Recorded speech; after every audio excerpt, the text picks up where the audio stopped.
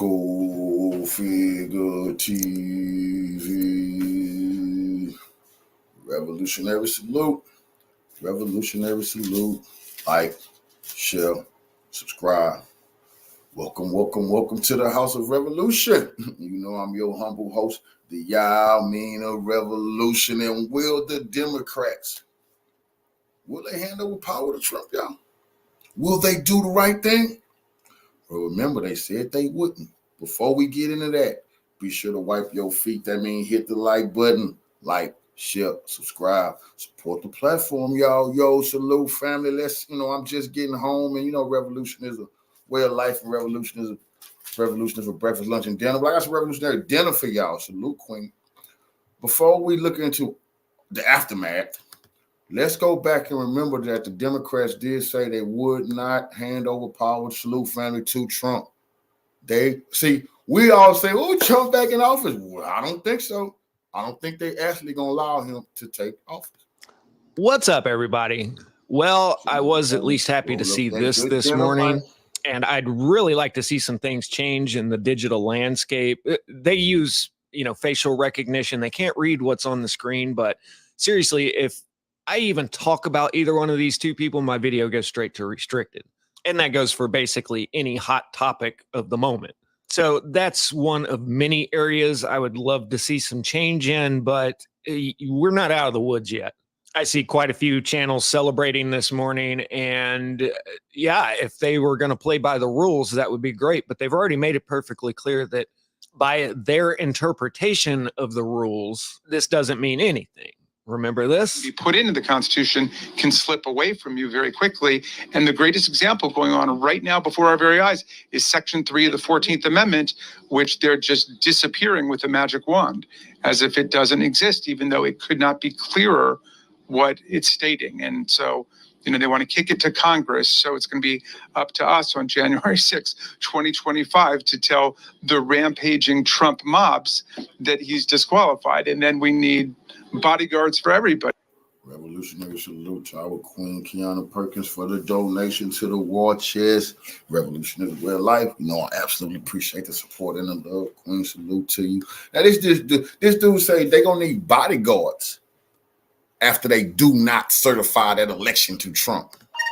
And remember, a couple of weeks ago, the government passed a law that the U.S. military can use live fire against American citizens. What are they planning here?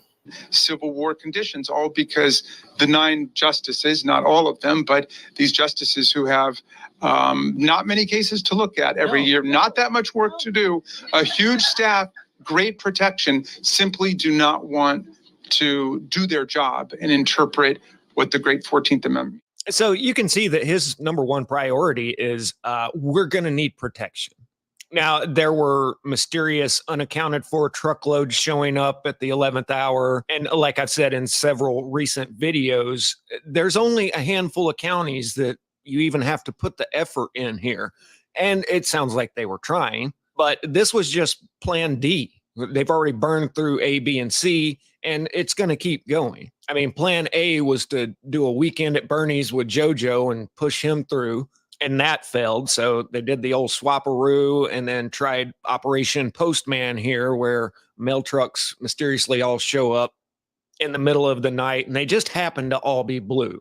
Well, that didn't work either. So now it's time to kick the machine into high gear. And I'd say by the end of the day, they're going to have some reason that everybody needs to take to the streets. And, they were already trying yesterday to pump out some Rusky meddling, and it's funny how they just went after the deep red areas. Even some of the traditionalists were getting hack attacks. There was a DDoS on Steven Crowder. Machines were down once again, only in red areas. And there were all kinds of shenanigans, but only in the battleground states. You didn't hear about this in Oklahoma.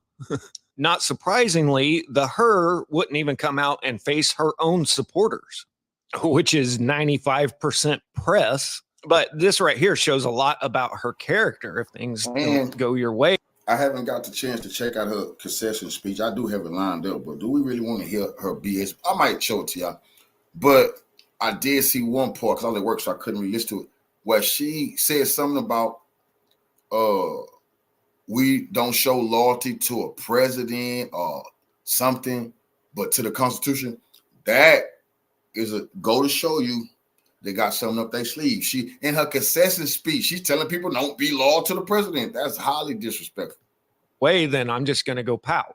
But anyway, I see a lot of people out there that are celebrating like this is a done deal, and it's not over till it's over. I just showed one method that they have in the works, but there's probably more that we don't know about. And I won't be surprised in the least to hear in the next couple months that Rasputnikov has now nuked a town full of angels and puppies.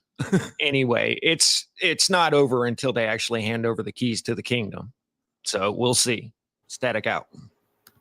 So Trump got to be very careful because the assassins are still out there. They would love to say transgender who feared that her way of life, or they wouldn't have the same way of life under Trump, took him out. He got to be very, very careful. All right, let's take a look at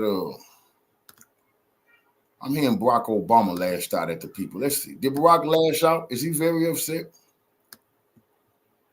I know he sent one of them shooters at Trump. So what he got to say about this humiliating defeat? Because nobody listened to him. He scolded black men high. And what did it cost you? Barack Hussein Obama has spoken, people, the kingmaker himself. And let's take a look at what he has to say. We made him. And sorry, guys, I'm not on camera right now because I have been under the weather, but I will be back very shortly. You guys got to see me laugh my behind off at all the liberal meltdowns. But let's get into what Barack has to say. My goodness. Oh, and Michelle. Okay, statement by President and Mrs. Obama on the 2024 presidential election. November 6, 2024. Okay, the last few weeks and through Election Day, millions of Americans cast their votes, not just for president, but for leaders at every level. Actually, I don't recall anyone casting a vote for Kamala Harris, and she was installed, but okay. Now the results are in, and we want to congratulate President Trump and Senator Vance on their victory. This is obviously not the outcome we had hoped for, given our profound disagreements with the Republican ticket on a whole host of issues. That goes to show you he fake. The whole Democratic Party is fake. They big time finessers. Why the hell are you congratulating Hitler? Why are you congratulating a fascist dictator? They say anything, now they congratulate you. Congratulating Hitler? If Trump was Hitler, why would they cede power to Hitler? If he's Hitler, you fight Hitler to the end, right? They're liars. They're liars. And they showing that you have no credibility if you said this man was Hitler and he a dictator and it'll be the end of democracy if he gets in power, so he win election, and this ain't what we wanted. But I just want to congratulate Mr. Hitler. Oh, what a joke. Issues. But living in a democracy, we actually live in a constitutional republic, but okay, is about recognizing that our point of view won't always win out and being willing to accept the peaceful transfer of power. Michelle and I could not be prouder of Vice President Harris and Governor Walz. Really? Y'all are so mad. But you should be mad at yourself because you knew Joe Biden was the walking dead and you thought that you could, keep up with your third term and no one would be the wiser when we would see him basically stumbling and muttering and looking dazed and confused. He needs to be confined to a home. This is like pure elder abuse. But because you want to hold on to power and he's just like a puppet president, well, what happened with that? Well, when he went out to the debate, you thought the American people would continue to be stupid, like the media has played us all along, as well as the Democrats. They're basically, all the media is an arm of the DNC. And so you thought that on that debate, Trump would just embarrass himself so much and no one would pay attention to Biden's cognitive decline. And of course, the media wouldn't say anything. because they've been in the bag the whole time. But then, my oh my, people started talking, and you couldn't suppress our voices and call it a conspiracy because Elon Musk owns Twitter and there's nothing you can do about our free speech. So you couldn't cover it up this time like you normally do, like the Democrats have for many, many, many decades. And then you started to panic and knew you had to make another choice. And you chose the DEI hire who is cosplaying as a Black woman as that choice. And yeah, and then you installed her and we didn't vote. Sorry, I just went on a rant, but I just had to get that out. Okay, so he's proud of Vice President Harris and Governor Walz, two extraordinary public servants who ran a remarkable campaign. Okay. And we will always be grateful to the staff and volunteers who poured their heart and soul into electing public servants they truly believed in. You know, you want to say Hitler and Mussolini. As I said on the campaign trail, America has been through a lot over the last few years. Yes, because your party has been in the White House 12 out of the last 16 years. Everything we're going through is because of you guys. And we realized like over, when we had Trump, things were better. We didn't have the same issues, but you tried to gaslight us for many years that don't believe your lying eyes and ears and pockets. Trust us. The economy's doing great. So the last few years, from a historic pandemic and price hikes resulting from the pandemic to rapid change in the feeling a lot of folks have that no matter how hard they work, treading water is the best they can do. Of course, you had to throw the pandemic in there. Yeah. Those conditions have created headwinds for Democratic incumbents around the world, and last night showed that America is not immune. What? This doesn't make sense. Democratic incumbents. Wait, the headwinds for Democratic incumbents around the world. The conditions have created headwinds. What is this word salad Barack Obama's talking about? Oh, Lord. Evolution is a way of life. Kamala Harris rubbed off on this man. He was that politician. He was that slick talking Willie. I told y'all we was going to crush these people, man. I've been telling y'all that because I pay attention every day. Y'all know we've been on. I told y'all we was going to crush these people, man. Us, we crushed them. We humiliated them. The message came along to help us, but we the ones defeated them. They know who put that work in. They know the reason the boule is crying and they sick, and a lot of media companies gonna lay them off, and they not gonna be able to finesse them in the next 4 years. They know they don't got that stroke like they used to have. We knew this was coming because we don't like these individuals. We haven't seen anybody that liked Kamala. As I told people, I didn't know who the hell was voting for because I haven't met anybody. Look at me in my face and say, yeah, I'm voting for Kamala. But they want to tell us it was some enthusiasm. Man, that's bullshit. And we can't let the Black church and we can't let all the celebrities, if we got to put maximum pressure on their ass, this ain't over with. They try to sell us out. They disrespected us. That's serious business. They try to tell our wives, don't listen to us. What? Who the hell? Oh, no. That's getting addressed when we see these people, man. We're going to take that little salt case, man. We'll sit it out. We ain't tripping on that. Revolutionary way of life. We addressing these people. Uncle Luke, all them niggas. Plies, DL, everybody who try to play us for some suckers, man. But now they think is, I heard someone say, oh, the Confederacy. Why, nigga, please. We too real to be fake. Them the bootlicking shoe shiners. Them the house niggas. I'd be damned if they make it sound like, oh, people, anybody voted for Trump. Anybody voted for Trump, ready to get on your ass behind what they vote. The ones I know. He was that guy. They gonna play with you behind their and now he's giving me word salad. The good news is that these problems are solvable, but only if we listen to each other and only if we abide by the core constitutional principles and democratic norms that made this country great. Oh, so this is him like saying problems are solvable, but telling Donald Trump, scolding down, talking down to the next president, former president. It's a lot of old school Democrats, you know what I'm saying? Preachers, I don't think that they voted for Kamala Harris. Oh, a lot of black men who said a woman don't belong in the pulpit, them type of, they will say anything for us Democrats. I think when they got in that boot, they voted the other way. That's serious business, man. That's serious business. My pop sent me a text a little while ago, and it was from Sky News saying Democrats was crying tears over their defeat. It's like he was making fun of them. This dude was a Democratic head honcho, man. But on the low key, he laughing at them with me. It's the inside family joke on the Democrats. But only if we listen to each other. Oh, now you want to listen.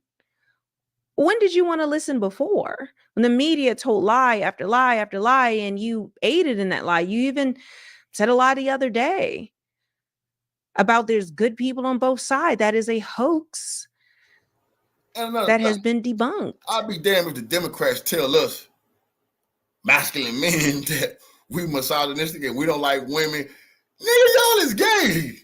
Who the hell y'all talking about don't like women? Boy, you must don't know come feel like that. Y'all is gay. What the hell are y'all talking about? Plies, you too. You've been partying with P. Diddy. You've been really partying with that baby all. Plies?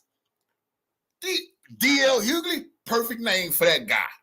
D.L. Hughley. I'm not insinuating nothing YouTube. You already hit me once for saying I was bullying them. I'm not bullying. D.L. D.L. Wait a minute. Then people used to say if you was D.L., you was on the low. Ha! These niggas is gay. They tell us we don't like women. Now you want to get along? I thought he was Hitler. How do you get along with Hitler? I thought the whole country was going to fall apart. I thought we were going to be back in slavery.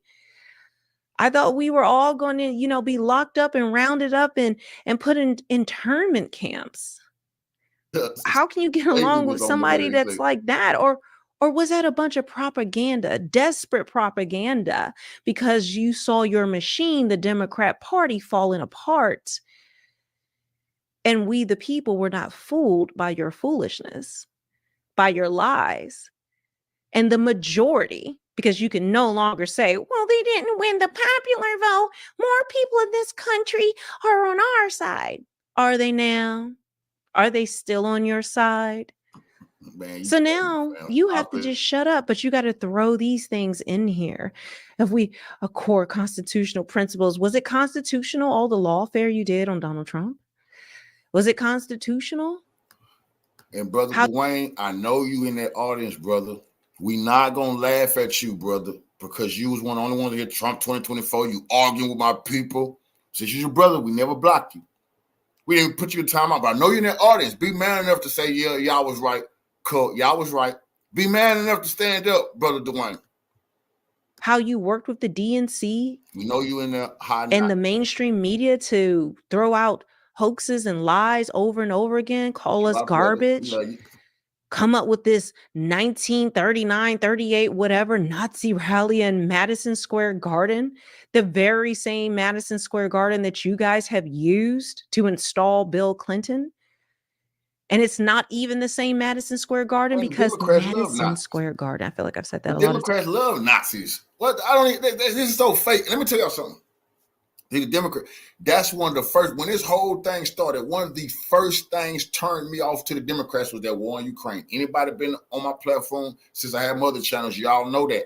I was one of the first people who was bringing y'all information about that war in Ukraine. I'm absolutely one of the first Black people to talk about neo-Nazis in Ukraine. That's a damn fact. I done lost channels and demonetized behind telling that goddamn truth. Telling that truth about the Azov Battalion, and they say they were fighting on behalf of the white race, for the white race to rule again. That's in their documents, the Azov Battalion. At one point in time, they were supposed to receive no weapons from the U.S. government. The Congress was against it until the war started. And I'll tell people this, remember this, the Nazi SS, that was just a branch of the German army. Because they like to say, the Azov Battalion, that's not the whole Ukraine army. That's just a handful of radicals. That's what the SS was. Every German member of the army wasn't a fucking Nazi. A bunch of them want to kill the Nazis. The most radical and fascist and cutthroat were the Nazis. The most radical and fascist and cutthroat is the Azov Battalion. Those are the ones who dedicated to killing the Russians. Those are the ones we handing our best military hardware to. So I was just shocked that they trying to say Trump was a Nazi. If he a Nazi, he would be wanting the Nazis to defeat Putin. It don't make sense. If Trump is Hitler, wouldn't he be helping his minions? Nobody want to ask them that. How the fuck is he the Hitler and he's trying to stop the Nazis? Don't make sense. A lot of times has had 4 locations. That one you're talking about was destroyed long ago. But of course you had to make that up because James Carville, the 180-year-old dinosaur, evil puppet master that he is, decided to come up with that in his dementia. It's like a demented fever dream.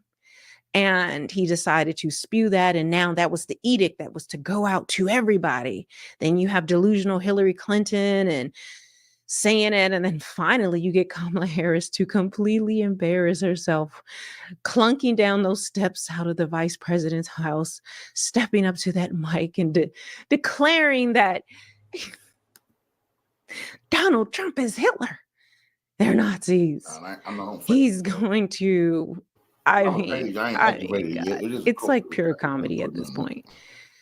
It's just so sad now that you're defeated. Like, what is Kamala going to do for a living now? Like, what's next for her? I'm sorry, guys. Let's just finish. I'm hearing that I told y'all, I'm hearing that she was drunk and refused to come out last night. But I feel it. She not built for this. Hell yeah, she was in tears and drinking. That's regular for a person who she's almost with the president of the United States. They thought they were finna win. They tried to rig it, but it's crazy. The people actually a lot of y'all voted for the first time ever. They wasn't expecting this, especially not for us to stand up so strong like that. And then 45% of the Latino Mexicans went against them, the males. Youth vote. Bunch of young people wasn't going for it. That's serious. That's serious business, man. You know? So Kamala, she came out today because they sobered her up, but you could still see it in her face. That lady had a hangover, man. This BS. In a country as big and diverse as ours, we won't always see eye to eye on everything. But progress requires us to extend good faith and grace. Oh, somebody's scared. I would be too. Even to people with whom we deeply disagree. I don't remember that good faith and grace with Trump. I don't remember that good faith and grace when we were called garbage. I don't remember any. Like, guys, be worried about is what the Supreme Court said about the powers of a president when Joe Biden was in office. And that's why they was taking shots at Trump. But remember, they said that a president do got the right to kill his political opponents if he deem it necessary to save democracy. Y'all don't remember you don't remember that the Supreme Court did say that. And the Republicans like, well, the Democrats like, well, Trump will use that against his political enemies. And we're like, wait a minute, y'all trying to do it to Trump. Next thing you know, bullets start flying. Biden sitting back. Yes, the Supreme Court said, hey, the president actually can do whatever the fuck he wants if he deems he's doing it on behalf of the betterment of the U.S. They said that. That's why they did. That's why Barack walking on eggshells, nigga. If Trump feel like you a threat to democracy, bye-bye, baby. That's why he said, hell yeah, I can use SEAL Team 6 to bump one of these people off. He wasn't lying. They just pissed off. They made the American president a dictator. They just pissed that Trump in there. They made the American president a dictator. They made the American president the most powerful man in the goddamn world who his word is the word. And now they done said that Trump do have the right to deal with his political opponents if he deem it best for the U.S. government. And I know he feel like that's best for the government to deal with his people. So it's legal. Look at what they do. Look at the gaslighting, the narcissistic gaslighting. I do this stuff Hillary, to you. Bill, for get them all, man. Nearly a decade. I try to destroy this man, spin lies and narratives and do everything you can. Come on, they all got classified documents at their house. They need to arrest Joe Biden as soon as Joe Biden get out of office. Nigga, you had them classified documents. They said Joe Biden was too old to stand judgment. Hell no. Trump said, no, I better differ. Nigga, we putting your ass in a senior citizens senile home. Nigga, you gonna serve the remainder of your life in now. for being corrupt. Hunter Biden, your goose definitely cooked. Nigga, you gonna be in there with Diddy, partying, boy. You like to smoke crack, don't you? To destroy somebody, nitpick every word he said, misconstrue things, never report anything good, deceive people, keep them enslaved and divided by identity politics and wokeism. And, traditionalism is now toxic. And every woman is goddess and queen, and men are of no use, and BLM, and all these other things that have come and have ruined society and has done nothing but to make us hate each other. But now it requires, you say, together, man. You don't ask for it, you require it. But progress requires us to extend good faith and grace, even to the people with whom we deeply disagree. That's how we've come this far. And it's how we'll keep building a country that's more fair and more just, more equal, and more free. Isn't it crazy? He sounds like optimistic and like he still has some say-so in things. Why isn't he freaking out? Why isn't he giving people emergency information about the internment camps we're all about to go under? What happened? I thought, aren't we about to be put to the gulag? I don't understand. I thought this was going to be another World War III if Trump came in immediately. No one. Revolutionary salute to our queen, Yaya Kids, for the $50 donation to the war chest. Revolution is real life. I absolutely appreciate the love, queen. Salute to you. Yeah, they shook. They absolutely shook. As they should be. Trump is the most powerful president in human history because what they did for Joe Biden, to try to make Joe Biden be able to have that power. Now it goes to Trump, and they not lying. He can do whatever the hell he want to do. Now they wondering what exactly is he going to do. I hope he deal with his political enemies like he told us. We voted for him to deal with his political enemies, and we're going to be very upset if he let them make it. He better understand that. No one respects us. Everyone laughs at us. But I hear Trump is already working on settling the war in Israel, in Gaza, and also dealing with Putin and getting some peace between him and Ukraine. Watch. Trump he's already Gaza. Watch. Trump finna stop that war in Gaza, man. Trump not finna have all this war on his. He finna stop all the murder. Now Trump is thinking historically now. I'm telling you, man, we might be getting reparations soon, man. People need getting his ear, nigga. You could be bigger than Lincoln. I know to say that. The man is somebody need getting his ear. So you could be greater than Lincoln. Oh, if you deliver the promise that we owe to the blacks, it's gonna make America great. They're gonna spend with us. It's gonna go into the economy. Come on, Trump, do the right thing. You could be on Mount Rushmore. Because they respect him. Why do you think Putin endorsed Kamala Harris? He wants weakness. Some will say, oh no, he did it kind of as a backhand so that Putin was endorsing her. Then that means he wants people to vote for Donald Trump. Maybe. But either way, he saw her enough as a weak target. There was something, we had peace during that time. And that's what we want again. Not racist, not misogynistic, not bigots, not, homophobic. We're not, trying to oppress women. We're not going back to the Handmaid's Tale. That's the other thing. Everyone's saying, we're going to be in the Handmaid's Tale time. Does Barack sound like he's preparing us for the Handmaid's Tale? What's oppressing women and disrespecting women? The people who say a man can be a woman, I think that's disrespectful to women. To say any old man could be them. That's disrespectful as hell. You mean any man who decided to be a woman could be a woman? That's what the Democrats are saying. I think that's the people who don't respect women. The ones who saying they could be. So, any old man, old hairy man, old bitty man, if he wake up feeling fruity, then he could be a woman. Man, that's disrespectful as hell to all our mothers. They talking about we don't like our mothers and our grandmothers. They trying to say our grandpops could have been our grandmother. That's so disrespectful. tell. No, he's like, all right, let's go back to being diplomatic and keep our democracy going. Remember all the hysteria before? Now, look at that. He's going to do all these things. He's going to lock all his enemies up. He didn't do it to Hillary Clinton. He's going to lock everybody up. He's going to lock everybody up. No, he's only going to lock up the people that have committed crimes.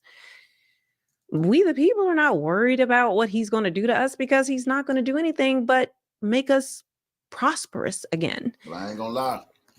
Trump might bump Diddy off while he in there, though. They might get Trump to knock him off. Remember, Trump did knock off. I don't give a fuck what nobody say. Trump done knocked Epstein ass off.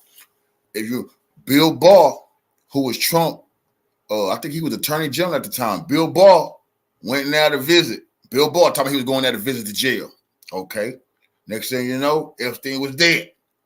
Bill Barr, people don't talk about this, but I know the story. Bill Barr's father, nobody ever talk about this. His father used to be a teacher at some private school. He hired Epstein to be a teacher. Nobody ever talk about that. Bill Barr's father hired Epstein and gave him his first job teaching. You guys put your fear of what's going to happen to you onto the American people. That's your problem. We don't care. Whatever lies you told, whatever things you did, Michael Cohen said he's going to flee the country and come up with a fake name and passport. Then I saw him today on Twitter just like, oh, well, they had a better campaign and blah, blah, blah. Like, these people are demons, straight up. Liars and demons. And now they have had their behinds completely kicked, destroyed, ran into the ground. We have the presidency, the House, and the Senate. And boy, oh boy, buckle up, because all of the chaos and madness that the Biden administration. Did y'all notice? And I've been watching. I haven't heard one time them tell us how the Asian community voted. I heard how white soccer moms voted. I heard how white males voted. I heard how black males voted. I heard how black women voted. I heard how the Latino community voted. Wait a minute. It's one community nobody's speaking on. The Asian community. What did they do? Why they not bringing up the Asians? Huh? The Kamala Harris administration did to this country, he's going to undo. And then you're going to see movements coming in with the Green Party and other people who have been able to tear away from the Democrat Party. And they're just going to eat themselves alive because some are saying we need to become more like Republicans. And the liberal side is like, no, we need to become more progressive. Oh, they're just going to cannibalize each other, because at the end of the day, there are a bunch of factions that have come together as victims. Everyone's a greater victim than the other. But under Donald Trump's coalition, it's the same message for every single person. He talks to us like we are Americans, not that as I'm a black woman and that's an Asian man and this is a LGBTQ zebra horse that identifies as a cat and smokes crack, whatever these people do. And their pronoun is demon child. Like, it speaks to core issues of human beings. And so when you just pander for votes based on somebody's identity, like, that's nothing to believe in. That just creates victimhood, victim mentality, and somebody who's dependent on the government for all their needs. But there's freedom when a message that is for all resonates with you personally. And we don't care about the messenger. Okay? We don't care what the messenger is. He says crazy things or whatever. What are the actions? What are the actions? Because you guys are far worse. Sitting on your self-righteous mountains and, oh my God, he said this and he did that. And oh, grow up. We don't care. Keep crying. They're even crying now about it's misogyny and racism. Please get your collard green queen and kick her behind back to somewhere. I mean, where's she going to get a job? I mean, I guess, I don't know if Willie Brown's still hiring, but there's always OnlyFans. Okay, I'm kidding, but I'm not. All right, guys, that's it.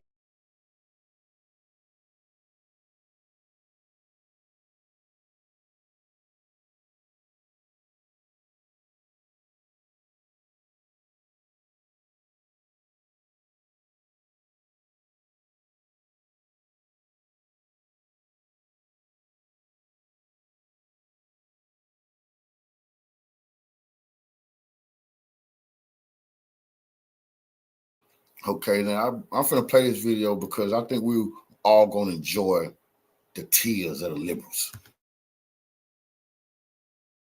I'm sorry. No.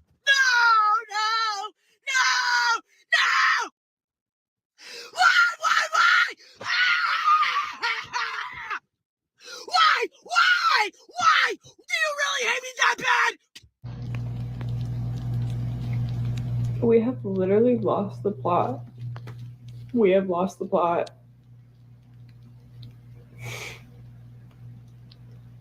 I just woke back up. What the f is going on? America, y'all dead ass. Dead ass. Come on, bro. Damn. What are we about to do? Votes at this time. That means he needs 23 more. Pennsylvania has 19 electoral votes. Michigan. I've been crying in my room for the past hour. For the past fucking hour. And people saying, oh, but New York is blue, New York is blue. I don't give a f New York is blue. Like, the fact that this man is a president now. Boy. We got to talk about the liberal tears, because after Trump won the presidential election last night, we already know that the salt must flow. Okay, the salt must flow. Okay, and the liberal tears, they're flowing all over the internet. People are boohoo and crying, from normal everyday people to celebrities, right? All over TikTok, all over YouTube, all over social media. They are losing their minds over Trump becoming their president again. Roll the clip. I hate to be the person that gets on here and cries, but this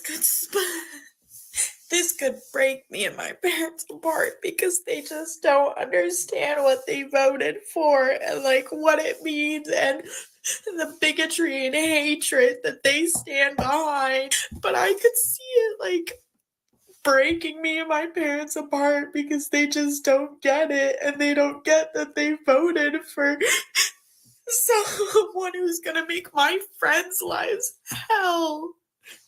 My life's okay. I'm a white woman, but my friends are not gonna be okay. Which means that somehow he has once again officially won the presidency. I see the hate that this world harbors towards women, towards LGBTQ+, towards people of color, towards everyone who is not this mold. Today, this country has proven to us that they hate women, people of color, LGBTQ+ members, everyone else more than they hate a literal felon who has committed schmeshmal. That is how much hatred they harbor for women. And I feel like things are not going to get better. No, those gay men y'all back and hate women. We love women. Of things becoming better. They have won the presidency. They have won the Senate. And they will probably be winning the House. The GOP will have full control to pass and do whatever they want without being stopped. And we have seen what that means. We have seen their playbooks and their projects and their plans. I genuinely do believe that we are about to witness the downfall of an entire country.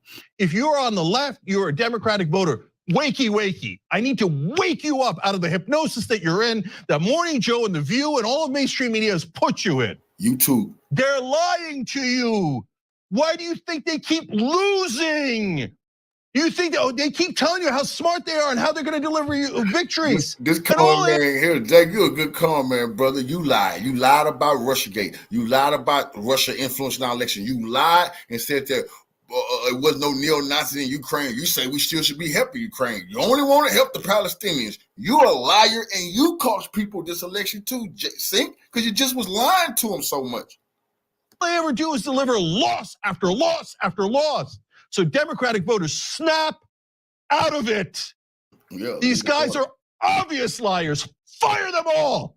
Fire them all. And if you don't, okay, then keep losing to buffoons, to obvious con men like Donald Trump. Keep losing and losing and never figuring it out. Here, I solved it for you. I figured it out. It's a goddamn corruption. All the stupid donor money, all it's ever done is lead to more losses. I bet you this dude. Let me tell you so something. if you don't fire them, I guarantee you this dude voted for Trump. I'm telling y'all, all these rich men voted for Trump and his tax breaks. I can't imagine this man voting against his pockets to help us. No, I can see him going to some churches and dropping off some money, but to get them tax breaks, being a millionaire like he is, wouldn't even make sense. This is a big finesse. You have no one to blame but yourself. Trying to stay calm today. Woke up this morning. Decided that we were wearing all black today because this is the death of the country as we know it. I have never been so utterly disappointed in a group of people, and I just don't understand. Like, how do you not understand we are under his tax plan? That tariffs will cost us money. That he is a misogynistic, homophobic, racist, bigoted piece of shit who does not care about you. He doesn't. If you die tomorrow, he could give 2 fucks. He could give 2 fucks if you eat, sleep, have a house. He doesn't care. And the fact that you think he does just shows how uneducated and how ignorant you are. This is like one of the most unforgettable elections. And I love her. And I don't say I love a lot of people. Y'all know that because I hate everybody. So this is history, Cardi. I swear to God, my academics are like, I'm sick of you. I'm sick. Get away. Get away from me. Sick of you. I'm sad. I'm really, really sad. I'm really sad. But I just wanted to say that America failed women tonight. Much in my right now, I don't even know what to do. I've never hated red so much in my life until now. Honey, you gonna say we'll give you some screen go Trump in the next few months. Let's see. It's about to be so many black men being pulled over and gunned down for no freaking reason. Oh, white privilege is gonna be so high right now. I'm just gonna go ahead and say what I really want to say because I think the fact that so many men gonna be getting pulled over. What about all the black men who getting gunned down by the blackface Ku Klux Klan every day? You don't say shit, lady. Why don't you help us with that? Quit waiting, you ambulance chaser. Quit hoping black men get killed by the cops so y'all can come protest and fill y'all pockets up and call goddamn Roland Martin and call Al Sharpton and Benjamin Crump and try to make money off of black bodies dying. Y'all don't give a damn about these blackface Ku Klux Klan gang members pillaging and plundering our goddamn neighborhoods. That's the type of shit that I don't like right there. That black lady, wait till the black men stuff. Like, they might kill you. Many people allow for this man, this raging bigot, this man who has literally taken away people's rights. What the hell? Listen, you cannot be a woman. Just understand that. You safe here in America. Nobody gonna bully you or pick on you, but you're a man who's feminine and fruity. Don't be mad at us. You hate women. You the one that don't like women. You think you're a woman. That they voted for this man because of their lack of education, because of their lack of understanding how the basic branches of government works, because of everything under the sun, misogyny, hatred, but also just stupidity. I am so absolutely infuriated because not only is this man looking like he's going to become president, the Congress is about to be Republican. The fact that I have to clock into work after this, like nothing ever happened, this just made me lose complete faith in this entire country as a whole. Like, it really makes me not. You can't. We know you still with you just with that fruity dude who had a pick on your head. See, you are going through mental health issues, and we're gonna stand with you. 1 minute you want to wear pink on your head and poke your lips out like a woman, the next minute you're trying to trick some woman into believing that you're not fruity. What a joke. Not want anything to do with this country. So for me to go to work, it's like, why? Like, what is the point in even participating in this damn country at this point? Like, what's the point? Like, it has literally shown that it does not give a fuck about people like me or like any marginalized community at that.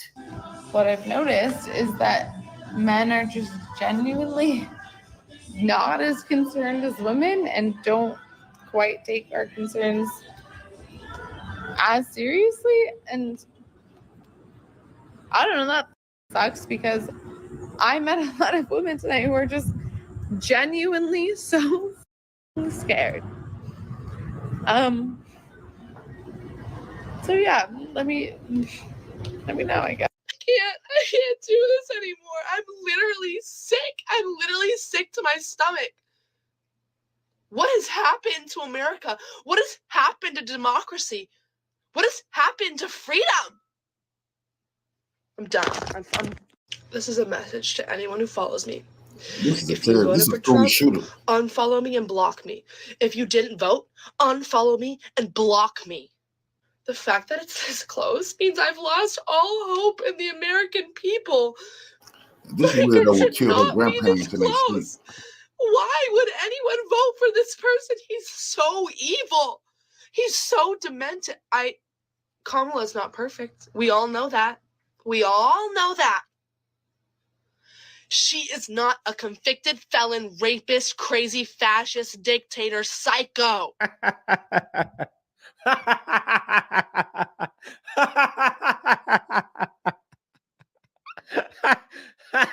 Boy, oh boy, oh boy, I gotta tell you, I am drowning in the liberal tears. Okay, we may have to build Noah's Ark, okay, in order to survive these liberal tears, except this time we're gonna call it Trump's Ark, right? We're building Trump's Ark to survive the liberal tears because they're drowning. Okay, they're drowning me right now. Okay, I need help. Okay, I should have took some swimming lessons before the election. Y'all know Negroes can't swim, right? You know, if I would have known there'd be all these tears, I would have took swimming lessons. Okay, all jokes aside, though, I can't swim actually.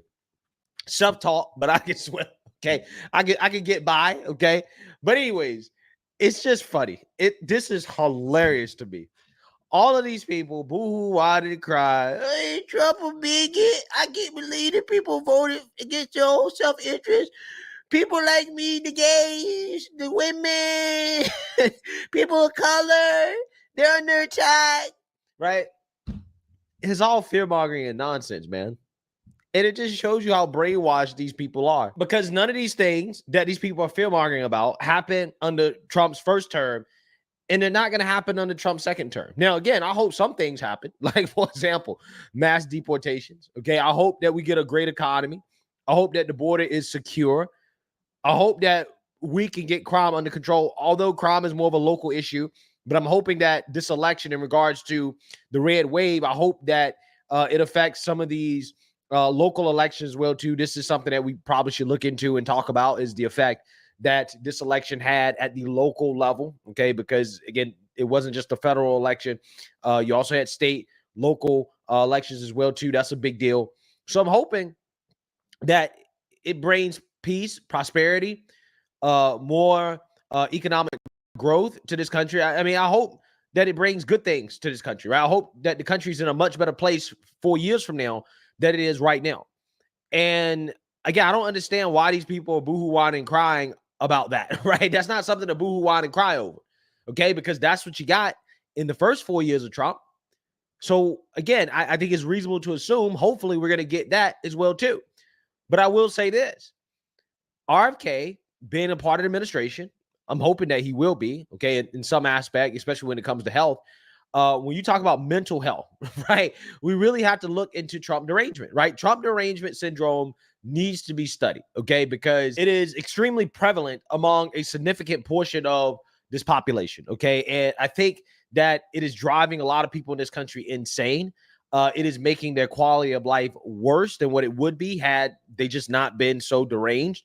And it's a big problem, right? It's a huge issue, okay? I think that is driving hate and division in this country unnecessarily. So I'm hoping that the Trump administration can launch a full-blown investigation and study into Trump derangement, okay? We need to get some people on some couches, okay? I think we should make some serious investments in mental health.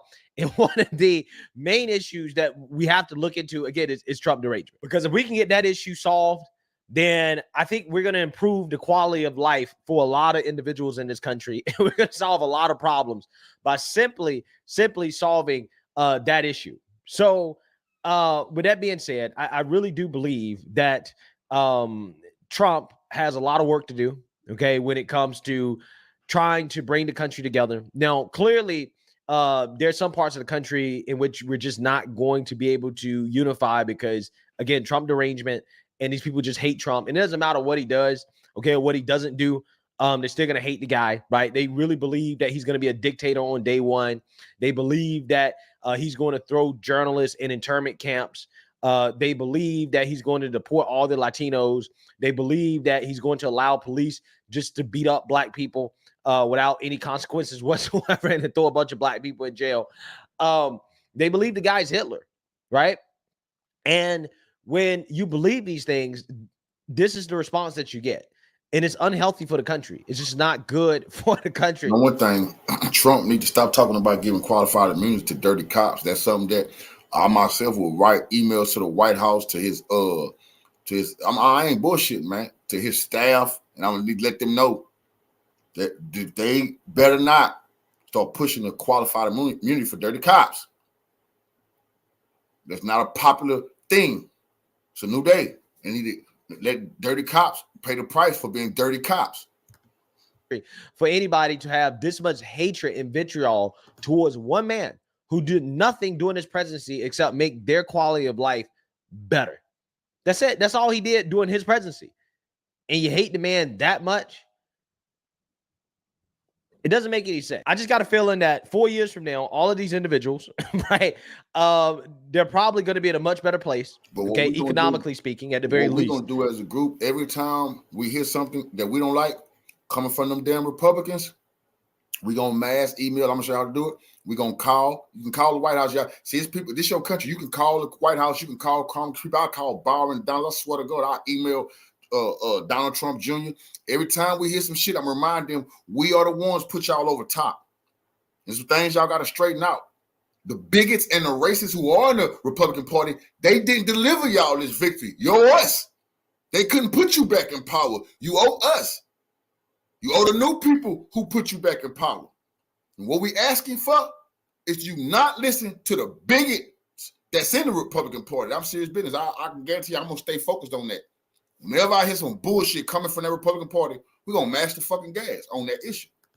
We're not going to stand aside. And, you know, they'll still be crying, right? They'll still be upset. It really blows my mind. I really don't get it, but, you know, hey, it is what it is. Let me know what you guys think. Make sure you like, comment, and subscribe. Most importantly, share a Black conservative perspective.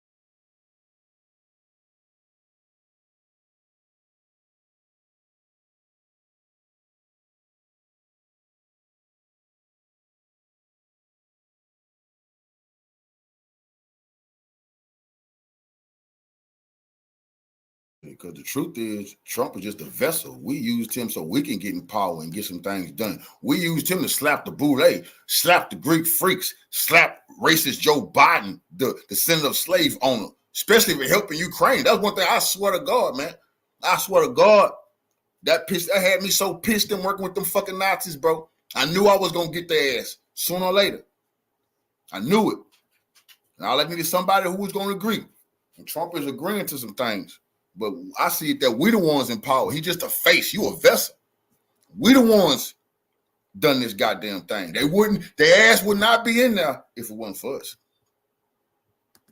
Wake up. Everyone seems to have awakened by the millions. This is the day after. Welcome into Redacted for your post-election coverage. I'm Clayton Morris. I'm Natalie Morris. And on this show, if you're new to the show, we tend to cover the stories the mainstream media ignores. And also now, today, we're going to talk about the death of the legacy media. It's clear as clear can be. Kamala Harris also about to deliver her concession speech. She just called up Donald Trump a few minutes ago and delivered her concession to Donald Trump. So we're going to hear from her in just a few minutes. We're also going to talk about the liberal media. Right, and the blame game, how the liberal media refuses to look at themselves. I mean, I've been thinking about this nonstop. They lied about COVID. That was the main thing that descended their decline in trust. And then when they're full court press to prevent Donald Trump's election, and they refuse to acknowledge it. So we're going to watch this sort of amazing lack of self-introspection that they are displaying right now. Yeah, it's amazing. We're also going to talk about how they are despondent over Trump's legal challenges coming to an end. Seemingly, we're going to look at these because they're saying, oh my God, he just earned himself a get out of jail free card from the Monopoly Board. Is that actually the case? We're going to look at that. Yeah, it's unbelievable. And so we're also going to talk about the death of the legacy media. I think last night you saw the clearest sign yet that legacy media is on a total downward spiral. The numbers are in, and it's actually pretty stunning. We're going to talk about what that meant for everyone flipping over to MSNBC or Fox News, and all of those numbers have come in today, and it is bad. It is bad. And you know what did rise up, of course, was independent media. We had tens of thousands of you with us last night here on the show watching us, over 1 million in total, which was amazing. So thank you guys for that. It's really, really remarkable. So I see, let's see here in the chat here. Brady Sasbo says, guys, you got to be exhausted. I know you guys did a great job last night. Thank you so much to the tens of thousands of you that watched us last night. Thank all of you for joining us last night. We really, really appreciate it. But we had some coffee. We stayed up late. We were stunned. I loved watching MSNBC last night. It was like watching a funeral wake. Yes. Like, it was like the most amazing thing. They should have all just been wearing black like we are right now. It's pretty remarkable. This is blue. Oh, that's blue? I'm wearing navy blue. Okay, is that blue? I can't really tell. Royal blue. Is that blue? I can't really tell. That's another movie line. Put it in the chat if you know it. It's kind of crazy. Take a look at this. This was this morning. We got a huge snowstorm here, and in the mountains. Just walking right now. And it was just sort of amazing this morning to see sort of the beauty and the calmness, but also to see. There's my boy Grover, but then to see, yes, the avalanche that poured over all of any Harris and Waltz signs. It seemed like the Trump guys went out and like cleaned off all their Trump signs. So they're all like nice and like looking nice. The Trump flags and stuff, they were all over the neighborhood. But the Harris and Waltz signs. In fact, there's one person I was watching who had their Harris and Waltz sign. They went out and just took it. It was gone. They were already removed it. The big one? Yeah. They're like, they're done. They're like, we're out. We're done. Yeah. Over. And, I was really upset when Trump won in 2016. So I know what this feels like to be so despondent and really think that he is a beastly monster that's going to take over the country. I get it. But if you look at the flip side, who is he surrounded with?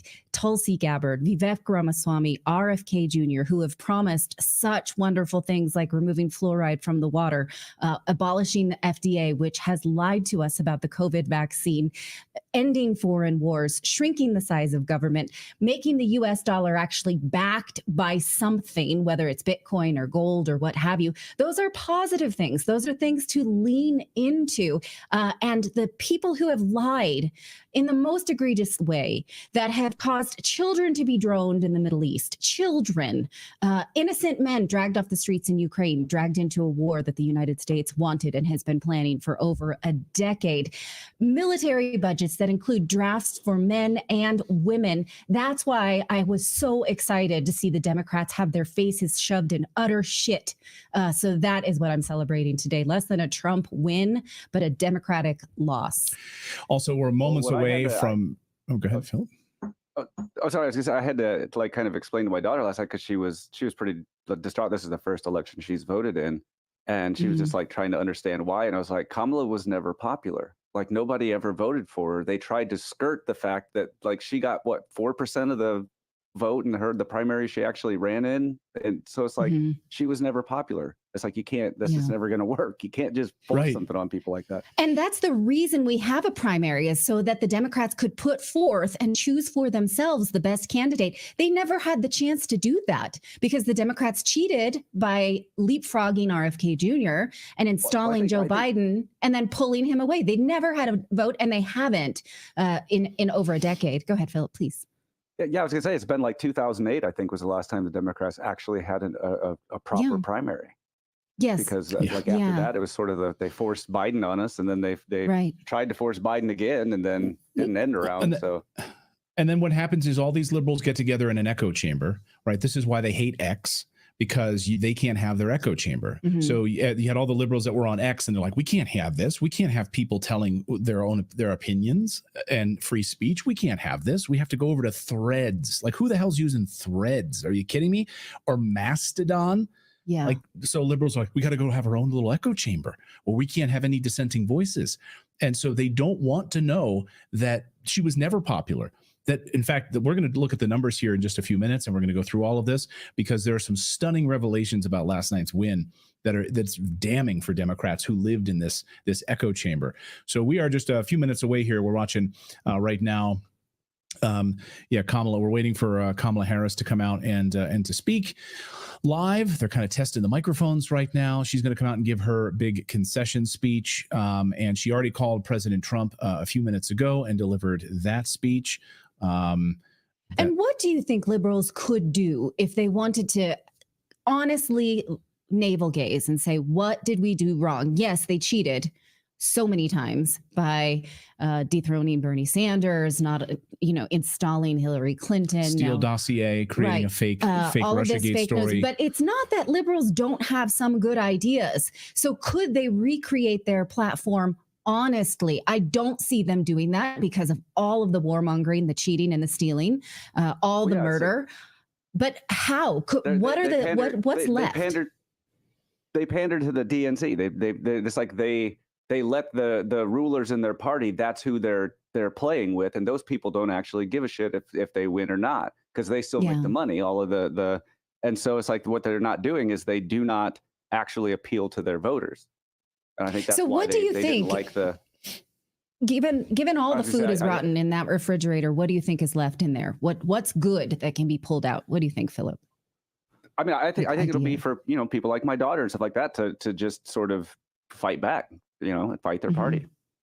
Yeah. But on what principles though? Like feminism, or like what's left that is actually worth saving? Well, what you're hearing from the crying, which we'll get to here in a second, is they're taking away my freedom of choice, which that there's no evidence of that whatsoever. In fact, if you want to look at freedom more as a choice than anything right now, and states had their own decisions. Ballots passed last night, and choice was actually on the ballot in a lot of states that passed. For the issues.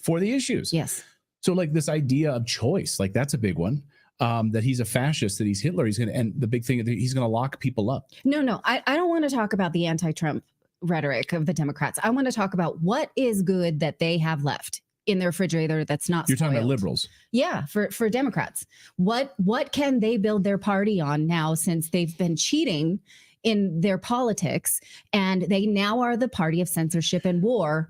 What's left? Because they used to be the anti-censorship, anti-war party, pro-rights, all of those things. So I really want someone who's a Democrat to say, well, these are the things that are important to me. Let's build off of that. And I'm searching for that. So ask anyway. Jared Polis in Colorado, who is likely going to run against JD Vance in 2028. So get ready for that. Colorado, very interesting numbers last night. Colorado went immediately blue. As soon as they called Colorado, as soon as the polls closed, it was immediately called by the Associated Press. Jared Polis, of course, has set up like a blue wall in the West now, winning New Mexico and Colorado. Mark my words, he will likely be the Democratic candidate to go up against JD Vance in 2028. You better get to know his name soon. Multimillionaire, many times over multimillionaire. And you can look probably at how they won in Colorado on issues, on specific targeting and issues in Colorado. And I think it's going to be interesting to unpack that. And maybe that will be what the future of the Democratic Party looks like in 2028 is Jared Polis. We just got a super chat that says Natalie for press secretary. No, thank you. No, thank you. I'm not doing that. We're waiting here in moments as Kamala Harris is going to come out and give her concession speech. And so we're going to watch that and bring you that in a second here. Again, she already called President Trump and conceded on the phone, so that's officially done. Now this is all just for the cameras, which we'll bring that to you. And I want to see if she's going to talk about healing, moving the country forward, or if it's going to be more sort of like View rhetoric, like we heard on The View this morning. So these were the headlines on Monday, the day before the election. We were given a sort of a playbook of exactly who Democrats would blame if they lost the election. Take a look at this. Natalie brought this the other day. Kamala Harris supporters ready to blame Joe Biden if her campaign fails. Black voters are being set up by the left to take the blame for a Kamala Harris defeat. So they were already telegraphing, no pun intended, exactly how this was going to go. And that's exactly what happened. So you heard from surrogates on the Kamala Harris team last night specifically about how Tim Walz, they made a huge mistake in picking Tim Walz, a white guy from Minnesota. They should have gone with Josh Shapiro from Pennsylvania. Black voters, you guys really, screwed the pooch here. You did not support Kamala Harris. Sane as that. I don't know. I just couldn't think of something else to say. Here was The View just a few. Is it? Yes. Here was the View just a few minutes ago. This is Sunny Holster. I want you to listen to her like rhetoric. You can see how pissed she is, how much anger she has in her body. Watch this. So why do you think that uneducated white women voted against their reproductive health freedoms, and why do you think Latino men voted in favor of someone that's going to deport, says he's going to deport the majority of his community? White women like being called uneducated white women. I think the economy matters, national security matters. But when you put people in these boxes, I think that's a takeaway from this race.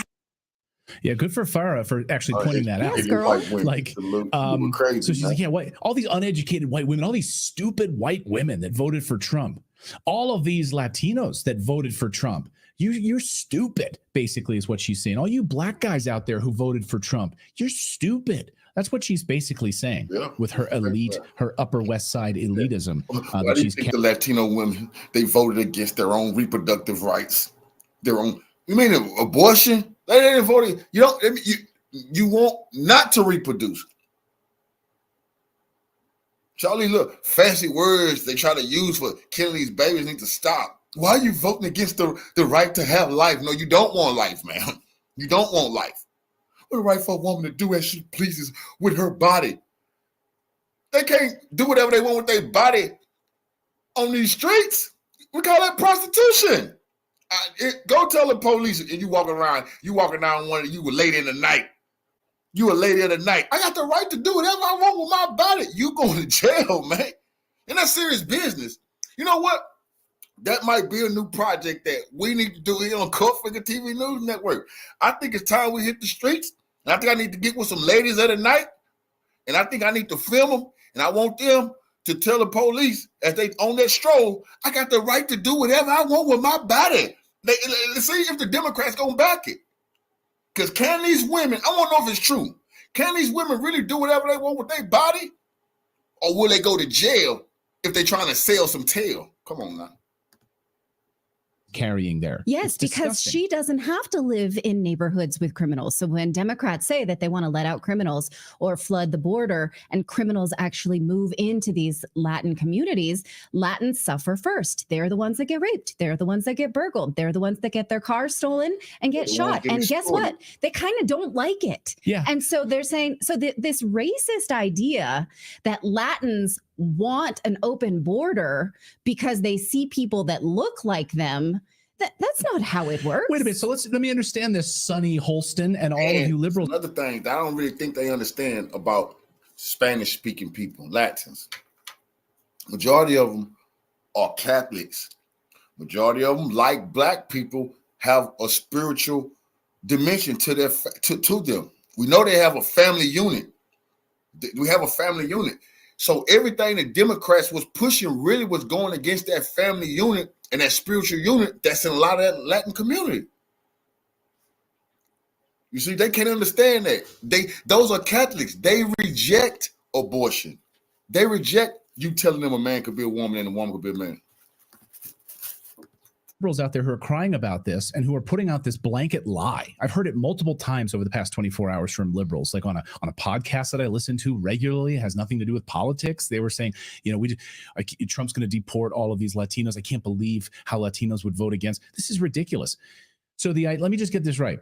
So a Mexican who is here on a green card legally in the United States working, earning money for him and his family. Suddenly, thousands of illegal immigrants come into this community and take away his job. He's supposed to support be excited about that. Like, do you hear what you're saying? Right. So this was I don't know what echo chamber they're living in, but they totally dropped the ball. I don't know what data they were looking at. I don't know who they were talking to. Were they not talking to Latino voters? I think it only makes sense if you don't actually know any Latins or Black people. And right. Something that Candace Owens says repeatedly is Black people are by nature more conservative if you actually talk to them. But I think that, not the ones that are coastal elites. Go ahead, Philip, please. Like the most Latino county in the United States in Texas went for Trump for like 96%. I mean, that's just, shows that identity politics, it has failed. It is not working. Yeah. And in Pennsylvania, in the Reading, Pennsylvania, where I'm from, The corridor, the Latino corridor, huge population of Puerto Ricans that live there. Many of them who work on the mushroom farms there and have lived there for years. They don't want illegal immigrants coming in and taking their jobs, and so they voted for Trump. Revolutionary salute to our brother Vincent Brown Scott for the donation to the war chest. Revolution is a way of life. I absolutely appreciate the love, family. Salute to you. We did it. We did it, brother. So this weird echo chamber that liberals are living in right now just shocks me. And then, of course, there's all of the crying. So liberals, they can't just like cry at home and be upset about it and talk with their friends. No, they have to flip on their TikTok cameras and then cry into their TikTok cameras. And this was all over social media last night. Here's just a snapshot of some of the liberals crying. I'm crying. Hold on, let me go get my camera so I can film myself crying and then put this out Ugly to the world. cry is what I call it. It's not a beautiful cry. That's not, I don't know what you're going for here, but yeah, that's not flattering. Go ahead. How did we get here? How did we get here? What in the Alice in Wonderland nightmares is going on right now? All I can say is how fucking dare you? I dare you put in danger my right to do what I want with my body. How dare you make me be responsible? How dare you take away my options to have a Planned Parenthood? For that man, if you voted for anybody other than Kamala and you live in one of the states that it was, close, or if you didn't vote, fuck you. People hate democracy. Go Kamala. I chose family. I chose women. I chose America. I love you. How the fuck is this still happening? All I've ever known politically is hatred. I'm done. I'm done. I'm done. I'm done with you. I'm done with you and your mother and your sister. I'm just done with all of this. We know you done with mothers and sisters. We can tell, fruity guy. We can tell you don't give a damn about no women. You don't give a shit about Kamala. Huh? You wanted them transitioning babies. Didn't you, pervert? Don't take my fruity nature away from me. What did my mom do? What did my sister do? Yeah. This harkens back to the study that we talked about last week about how liberal teens have the highest rates of depression because they're focused on the wrong things. The media tells them all kinds of things that makes them super upset. And if they're not reading books and actually looking into those things, that this is how they feel. And I get it. Yeah, they're going to feel depressed. I'm really sorry for these young people and how upsetting it is to them. I truly am. Yeah, it really is upsetting. And because when you have people like Antifa is showing their face, all these people going to be arrested. This Antifa coming out. This was Antifa without the mask on, without the bandanas wrapped up. These are people starting all these fires at the Black Lives Matter protest. Man, get these people, man. I'll make the citizens arrest. The hell with that. How dare you come on here and let us see your face, Antifa? You plan on burning this country down, don't you? Hell no. Like Joe Scarborough and MSNBC, and they put out these lies and they make you believe that all of these people who voted for Trump are racist, they're misogynists, they hate women, they're fascists, they're going to lock you up in some sort of internment camp. This is remarkable. So this was what's it called? Morning Joe, just a few hours ago. Watch. And I just say, Rev, really quickly too. Democrats need to be mature. Stop calling it. And they need to be honest. And they need to say, yes, there's misogyny, but it's not just misogyny from white men. Mm-hmm. It's misogyny from Hispanic men. Right. It's misogyny from black men. Things we've Who all the been hell you talking to, sucker? We ain't misogynistic. What's wrong with you? What did we do? You don't want to accept a woman as president. Well, what the hell are you talking about? You want to accept the first black lady? And this is what's so crazy. This man need to put a lot of tests on. This man ain't vote for no Kamala Harris, and neither did she. This is the games, and that's what Charlemagne the fraud was talking about. That a lot of these people got on TV and lied and went voted for Trump. Yeah, like these millionaires. All these people are millionaires, man. They need them tax breaks. These are scammers who finesse poor blacks into keeping their ass in power. While the whole time they voting for somebody who gonna help their pockets, man. Talking about who do not want a woman leading them. Might be race issues with Hispanics. They don't want a black woman as president of the United States. You know, the Democratic Party, I've always found when you're sitting around talking, they love to just sort of balkanize everybody into these separate groups and say, oh, white people don't like women and black people. No, it is time for the Democrats to say, okay, and you and I have talked about this before, a lot of Hispanic voters have problems with black candidates. Right. A lot and of with other Hispanics, you got some that don't like each other. And some of the most misogynist things I've heard was, hey, people don't like other people. It's human. See, this is what I'm telling people. I told people before, Trump, he ain't racist. He a bigot at times, but we all are bigots at times. You ever been to a basketball court? Brothers out there, let white boy, wait, hold on, white boy, go on, hey, you next white boy, you got next, come on, all that white, come on, we need a white boy to death. And if we out somewhere, and some white people, a punk ass white boy, but if white man say, oh, punk ass black dude, oh, you racist back, see, we bigots. If I say, oh, punk ass white boy, I just was a bigot. I ain't racist, I just was being a bigot. You see, we all can be bigoted at times, and black people know damn sure well they bigoted. That's why white people try to move in your neighborhood. I heard my daddy and all those old school black people. They ain't going for that. I done seen them. Not a white person moving to their black neighborhood. Man, they looking at them people like, what the hell? You got to move around. I done seen it. That's being bigoted. It's okay. You can have some bigoted. I don't want my, I don't want no whites around. Come on, man. People need to stop this bullshit. They need to grow up and quit hustling people, bro. Heard going on this Get Out the Vote tour came from black men. I mean, misogynist things. So you're absolutely right. It's not simplistic, and we've got to have real, honest conversations about it. Real, honest conversations. Yeah, real, honest conversations. What examples? What exampple? What does anybody know? So what I black wonder, men? is the Bible misogynistic? Is the Bible misogynistic?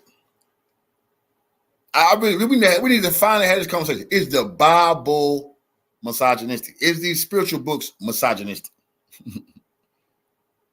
Because in the good book, what they call it a good book, it says in church or in services, y'all remember that? A woman is supposed to be seen and not heard. Seen and not heard. Now, I grew up in the church. I used to have to go to church every Sunday, 2 times Sunday, Bible school, prayer meeting, deacon studies, pastors. I just was there every day, damn it. So I know what's going on in there. So I know that they say the good book is the same today, tomorrow, and forevermore. That's what they said. It don't change. So it doesn't change. It said that a woman supposed to be seen, not heard in certain places. Is that misogynistic? Is the Lord misogynistic? Men said that was misogynist. So are they saying that when black men called out Kamala Harris's fakeness, when a lot of black men on videos and so forth, you saw it in polling interview and so forth, saying they thought she was phony. Yeah. So that's misogynist? Well, I don't know. If you've seen something that you truly think is misogynist, I would like to see that. I want to know. Well, Joy Reid is losing it. And hold on, let me play this because she's flipping out and totally losing it. And basically says, of course, that President Trump will lock people up. He just like Hitler, just like Mussolini, just like Viktor Orban. What? This is the kind of stuff that they are pushing now. Watch this. We on this side of the TV screen have said all we can. We've laid out the stakes in this crucial election, where one side stands for freedom while the other meets the textbook definition of fascism, namely, so you're all fascist, far-right dictatorial regime like Hitler's Germany or Franco's Spain or Mussolini's Italy. I'm so glad they had that wall at the ready. South Africa before. This is a hell of a trick they be pulling. This is a hell of a trick. Dictator like Hitler's Germany, Mussolini, Spain. You talking about the NATO allies? Those are NATO members. Oh, they're not dictators. No, shut up. The Japanese emperor. Yeah, that's your NATO buddy too. Why is the U.S. always allying with dictator nations who still got dictatorship in their blood? Why is the U.S. so buddy-buddy with the kingdoms of Saudi Arabia? Saudi Arabia is the only full monarchy that the king of Saudi Arabia is not a play king. He rules everything. You talking about dictator? He rules everything.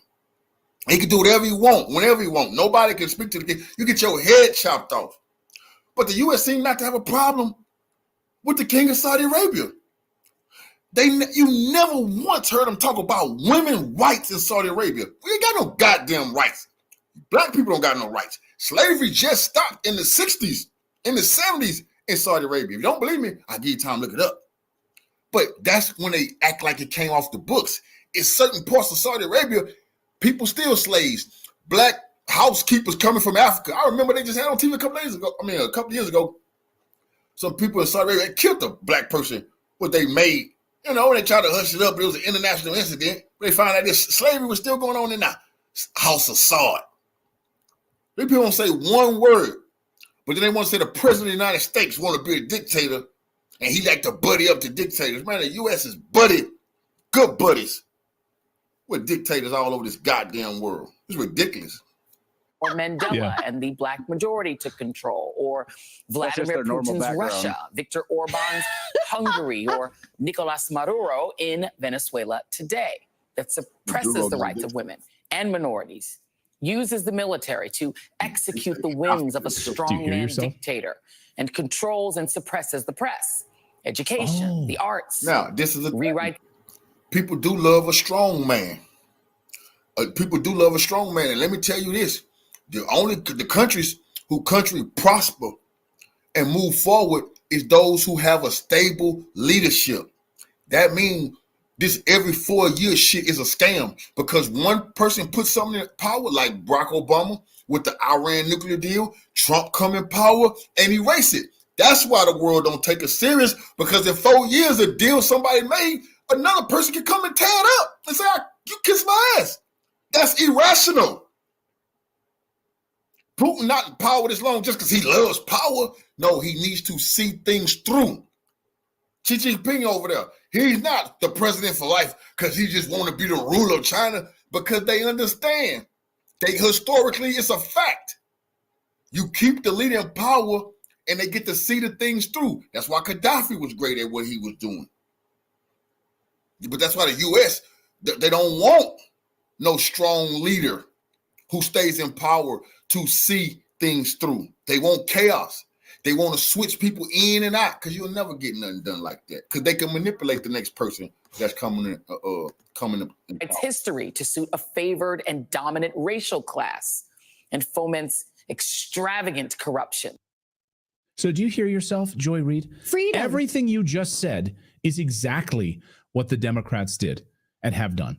Suppression of the media, censorship, locking down freedom, vaccine mandates, using the military to strong arm the rest of the world. Yeah. That's what you've done. Cheating in elections, installing a puppet government. What the hell? So if we look at some of the numbers here, Harris had a 25-point edge over Trump with Hispanic females, was notably lower than Biden's 39-point advantage. So Hispanic females went for Trump in a way that they had no idea was going to happen, apparently. Overall, Trump won 45% of Hispanic voters nationwide.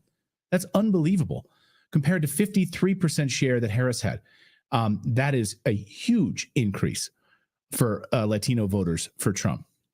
But listen to this. Trump's share with Hispanics of both genders was up 13 percentage points compared to the 2020 exit polling. So he improved his position since 2020 dramatically. Also massively with black voters. Huge gains in swing state exit polling across the country. When we were watching Georgia last night, we were watching the black return votes in exit polling out of Florida. And we're saying, wow, these are stunning numbers out of Florida. Holy smokes. If this carries up into the Northeast, into Philadelphia, into Illinois, into New Jersey, into New York, this is going to be a sea change The GOP, President Trump also received about 20% of the black vote in the Badger state, which is pretty remarkable. Far less than Harris got. 78% backing was a big improvement over his last cycle there. So huge numbers there. And also Trump won only 8% of black voters in 2020 in Wisconsin back in 2020. So a huge increase in the black vote in the state of Wisconsin. So you can lie to your viewers all you want, MSNBC and CNN, and all try to paint all these people as misogynist, they're racist, black voters. You're somehow racist now against. Who are you racist against? Who are you misogynistic against? Because turns out women also didn't vote for Kamala Harris. So this idea that your uneducated white women didn't vote for Kamala Harris, super chat here from Rachel Day. Thank you. She says, excuse me, uneducated white women? I may not have a college degree, but that doesn't mean that I'm stupid or uneducated. Yeah, that's a good point. They mean not college educated. So, and speaking of education, if you tuned in late last night and my son joined us for a little bit, he's a teenager. He goes to high school. And some of the things that the teenagers were chanting Trump about is that they all agreed they're afraid to be drafted into foreign wars based on lies. So this is another fear that maybe more conservative leaning people have. Democrats just feel like, I'm not going to war. Don't worry about it. That's not a real possibility. But a lot of teenagers are. And so this anxiety about what we're putting on our kids, I do feel responsibility for that too. They're afraid. We're all afraid. And so it doesn't help anyone to cry on a camera about things that may be nebulous when literally we are in war right now. We have 57,000 troops that are in harm's way in the Middle East, just in the Middle East alone today. Yeah. And it looks like, who knows if it's going to get worse before it gets any better. Also, it should be noted too. So I'm curious about this because the Amish in Pennsylvania. So again, the state where I'm from, the Amish next to Berks County where I'm from, they have Lancaster County, and you had a massive turnout. Upwards of 180,000 Amish voters coming out voting for the first time in a U.S. election, and they voted for Trump. Why did they do this? Are they racist? Are these like white Amish racists that came out and voted for Trump? No. You know why they did this? Because of government overreach. The Biden administration's overreach into the Amish community, telling one particular Amish farmer that he couldn't produce raw milk. Couldn't produce raw milk. And the Biden administration is involved in that. Meanwhile, our borders are wide open and tens of thousands of people are pouring into the country. But raw milk is what you're concerned about, just like Peanut the squirrel. So the Amish came out in droves. Are they all racist? Here was one exit poll. Here's speaking to an Amish person after a vote in Pennsylvania. Watch. And who are you voting for? Donald Trump. Donald Trump. Are you Amish? Yeah. Awesome. Yep. And so the Amish are going to be coming out to vote this year? Some of them, yeah. Right. What has caused so many of the Amish to register to vote this year? Probably just they want to get out and vote and make a difference. Mm-hmm. Yeah. Have you guys been affected this past 4 years underneath the Biden-Harris administration? I would say definitely. Yeah. In what ways has the Amish community been affected? One way is that with Trump, the Amish had, I would say, they had more freedom, and with the Biden administration, there was not. It started getting tighter and tighter and tighter. All right, we're going to bring you Kamala Harris's concession speech here in a moment. But first, we want to tell you about our friends over at Ramp, because right now they are doing a fantastic thing for our viewers. 5 employees are 5,000. So right now, get that $250 off when you join Ramp. Head on over to ramp.com/redacted. One more time, that's ramp.com/redacted. Cards issued by Sutton Bank, member of the FDIC. Terms and conditions apply. Well, a few minutes ago, Kamala Harris called President Donald Trump and conceded the election. She just took the stage right now to deliver her concession speech. We want to bring that in live as it is happening right now. Love you so very much. He hung over y'all. To President Biden and Dr. Biden, thank you for your faith and support. To Governor Walz and the Walz family, I know your service to our nation will continue. Nobody gonna remember this lady in 10, 15, 20 years. I'm trying to tell you, y'all think y'all will? People don't be remembering who the person who ran against presidents 20, 30 years from now. This lady gonna be an afterthought. Extraordinary team, to the volunteers who gave so much of themselves, to the poll workers and the local election officials. I thank you all. Look, I am so proud of the race we ran and the way we ran it. Over the 107 days of this campaign, we have been intentional about building community and building coalitions, bringing people together from every walk of life and background, united by love of country with enthusiasm and joy in our fight for America's future. Joy. Yeah, how'd those coalition building And work? we did it with It's a total failure. that we all have so much more in common than what separates us. Now, I know folks are feeling and experiencing a range of emotions right now. I get it. But we must accept the results of this election. Earlier today, I spoke with President-elect Trump and congratulated him on his victory. I also told him that we will help him and his team with their transition, and that we will engage in a peaceful transfer of power. Oh, good.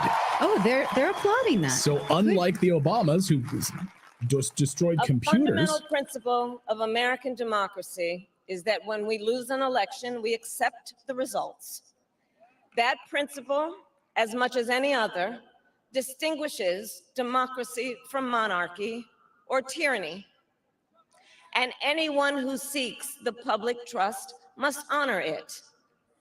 This is a backhanded compliment. In our nation, we owe loyalty not to a president or a party, but to the Constitution of the United States.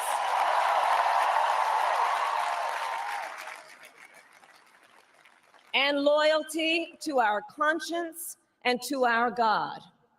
My allegiance to all three is why I am here to say, while I concede this election, I do not concede the fight that fueled this campaign.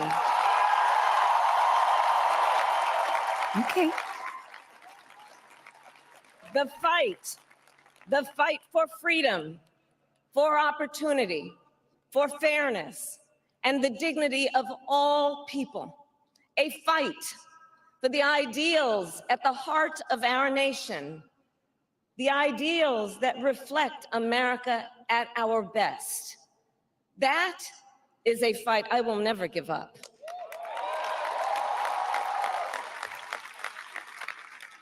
I will never give up the fight for a future where Americans can pursue their dreams, ambitions, and aspirations, where the women of America have the freedom to make decisions about their own body and not have their government telling them what to do. We will never give up the fight to protect our schools and our streets from gun violence.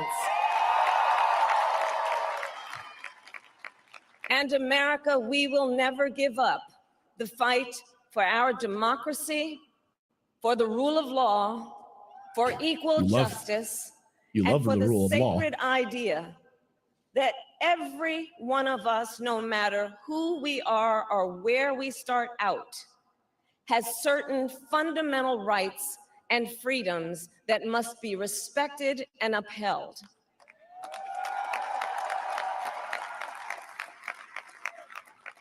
And we will continue to wage this fight in the voting booth, in the courts, and in the public square. And we will also wage it in quieter ways, in how we live our lives, by treating one another with kindness and respect, by looking in the face of a stranger and seeing a neighbor, by always using our strength to lift people up, to fight for the dignity that all people deserve. The fight for our freedom will take hard work, but like I always say, we like hard work. Hard work is good work. Hard work can be joyful work. And the fight for our country is always worth it. It is always worth it.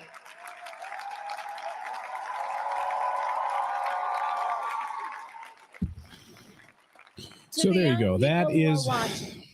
That's Kamala Harris and her big concession speech. So a couple of things there. I thought it was a fairly weak kind of endorsement of Tim Walz out of the gate. And who's going to be the future of the Democratic Party? I think I've said it earlier. I think it's going to be Jared Polis of Colorado. But you had a bunch of her surrogates last night trash talking at the campaign headquarters, trash talking Tim Walz as a stupid choice. Yeah, and they blamed him for her losing. And then she comes out and gives it kind of half-hearted. A couple other things that stood out, though. Go ahead. Oh, I can't remember. What did they say about Biden's choice for vice president when he chose his vice president? Were they saying that was a stupid choice and would hurt him? And I can't remember. Yes. Yeah. Right. Yes, exactly. Yeah. I think that it's as sincere as she is capable of. At least that her supporters were cheering a peaceful transition of power. That's something that we had been warned about may not happen, that they would use the office of the presidency and some kind of emergency to not hand over power to the Republicans. And, again, I'm just so curious because she says these things that sound quite nice. Let's be good people. Let's unify. Let's not put people down. I mean, after 3 months of calling her opposition Nazis and fascists and trash, that's interesting message because that's not how it played out on the campaign trail. And can they put that into practice? When you pick through the cupboards, what's left there that Democrats are running on? And I want to know what's not rotten there after all of that cheating, after all of that warmongering, after all of that censorship, after all of that speaking of freedom, but leaving none behind. I'm curious what's left besides not a person, but a policy. I want to know. Yeah. What is it that they can hang their hats on going into 2028? What is it? The rallying cry? Is it secure borders? Because that was not a policy they rallied around. They tried to step in on that at the last minute. The economy, like what exactly? Lowering prices, is that going to be your thing? Well, you could have done that over the past 4 years. So what is it? What is the policy that Democrats are going to hang their hats on? What are going to be the three sort of tent pole items they're going to run on in 2028? That'll be interesting. Revolutionary salute once again to our brother Vincent Brown Scott for the donation to the war chest. Revolution is real life. Absolutely appreciate that love you just sent, brother. Salute to you. See, but she did talk about the courts, which brings us to this. And I think it's interesting what just happened just a few hours ago as it relates to the courts. Well, the media is saying that a Trump win will give him a get out of jail free card. I've said that wrong twice. Yeah. I'm referring to the Monopoly board. You know what I'm talking about. Yes, okay. And they are just incredulous over it. If you look at headlines today, Forbes is saying that he's been sprung as if he's been in jail and what do they call him? Slippery John, Teflon Don, nothing sticks to him. A friend of mine this morning who really deplores Trump said she was just so upset that he had not been brought to justice. And because the media has told us that he's done all of this criminality, but what justice does he actually deserve? It's an interesting question when you go case by case. So let's start with the biggest news about the documents case, because the Justice Department just announced that special counsel Jack Smith will, quote, wind down his prosecution of President Trump, because how could they possibly prosecute him when this attorney general is on his way out? Now, here's MSNBC's report, and I want to see if you notice the same shift that I noticed in how they are covering this now that they know that a Republican administration is incoming. Yeah, Chris, it's not a surprise that these cases can't go forward when Donald Trump takes office. What's interesting here is that the DOJ is moving to end them even before he takes office, citing the long-standing DOJ policy that sitting presidents can't be prosecuted. And there was some thought that maybe Special Counsel Jack Smith was going to sprint through the finish line, was going to work up until the last day. Now, that's very important. sitting presidents can't be prosecuted. America made the president a dictator. If they gave a damn about the rule of law, why would you ever say someone can't be prosecuted? Why? Because they know the president commits many crimes on behalf of the U.S. government, and they want to make sure he had immunity. That's a dictator. All presidents have been dictators. These people is disgusting. But no, a sitting president can't be prosecuted because he's doing murder and mayhem all over the goddamn world. These people are disgusting, man. Force Trump to fire him, wait till a new attorney general was appointed, but that does not appear to be the thinking inside the department. The thinking is that these cases can't go forward. There's no reasonable prospect of getting to trial within the 3 months before Donald Trump takes office. These cases are mired in legal issues that would be appealed all the way to the Supreme Court had Donald Trump lost the election. So now that he's won the election, DOJ officials are thinking that, look, there's just no room to move in these cases. And so the sensible thing to do is to figure out a way to wind them down. And it may stem from Donald Trump's lawyers filing some kind of motion or making a request saying, in light of the DOJ policy, you need to drop these cases. Now, there are a few wrinkles here, one of which is that the classified documents case includes 2 other defendants who are not subject to that policy. And it's been dismissed, obviously, but that dismissal has been appealed. And the DOJ considers that ruling to be very bad law that it would like to be overturned. So that appeal may continue in some form. But the reality is that Donald Trump is not going to be a part of these cases. And what this means, I mean, we knew this, right? But just coming to grips with what this means intellectually is that Donald Trump is not likely to be held accountable on these very serious federal criminal charges that many people believe were worse than what Richard Nixon did or was accused of doing in Watergate. Now, there's no guarantee that Donald Trump would have been convicted at trial, but as Joyce Vance, our legal commentator, said to me this morning, what's not going to happen is he's not going to face a jury of his peers who would evaluate the evidence and render a verdict. It's going to be lost to history whether a jury would have found him guilty of these very serious crimes, including conspiring to defraud the United States, obstruction of justice. Salute to our brother Vincent Brown Scott for the donation to the war chest.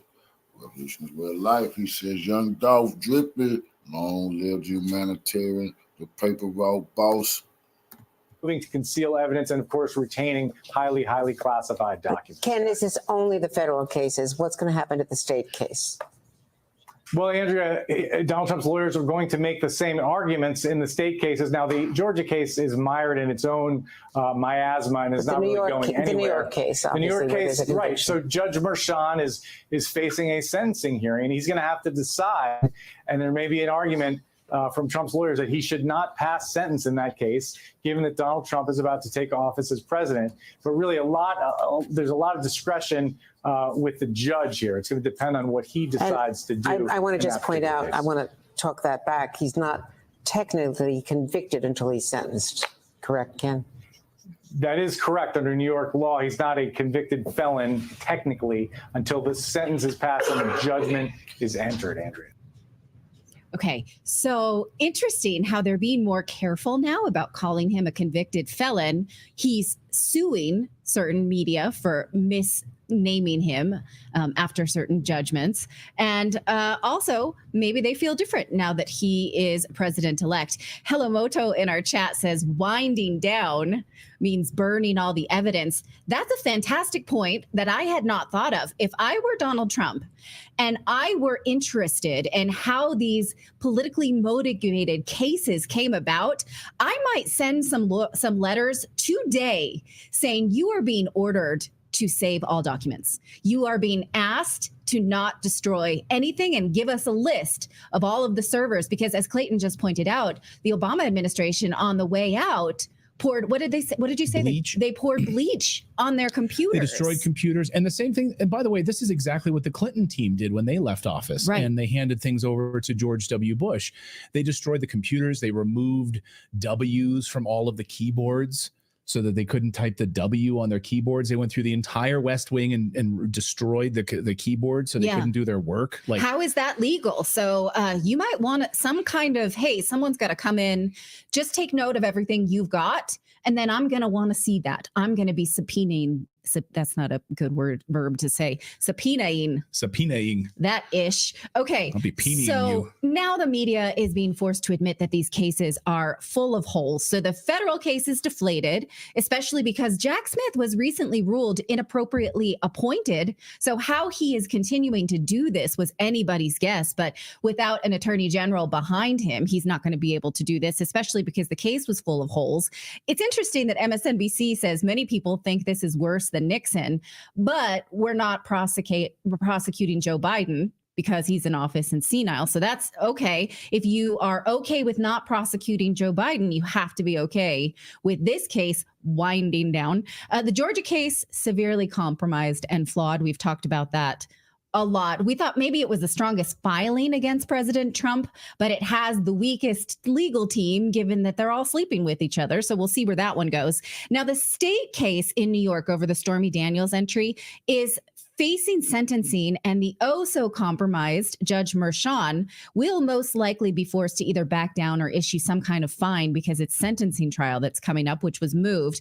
I do hope that he faces investigations and sanctions over his bias. For the details on this case, please watch Jed Rubenfeld's videos about it. I printed out these or brought you these snapshots so you can go see exactly how thin this case is. Now, the E. Jean Carroll case resulted in a defamation verdict, not a sexual assault verdict.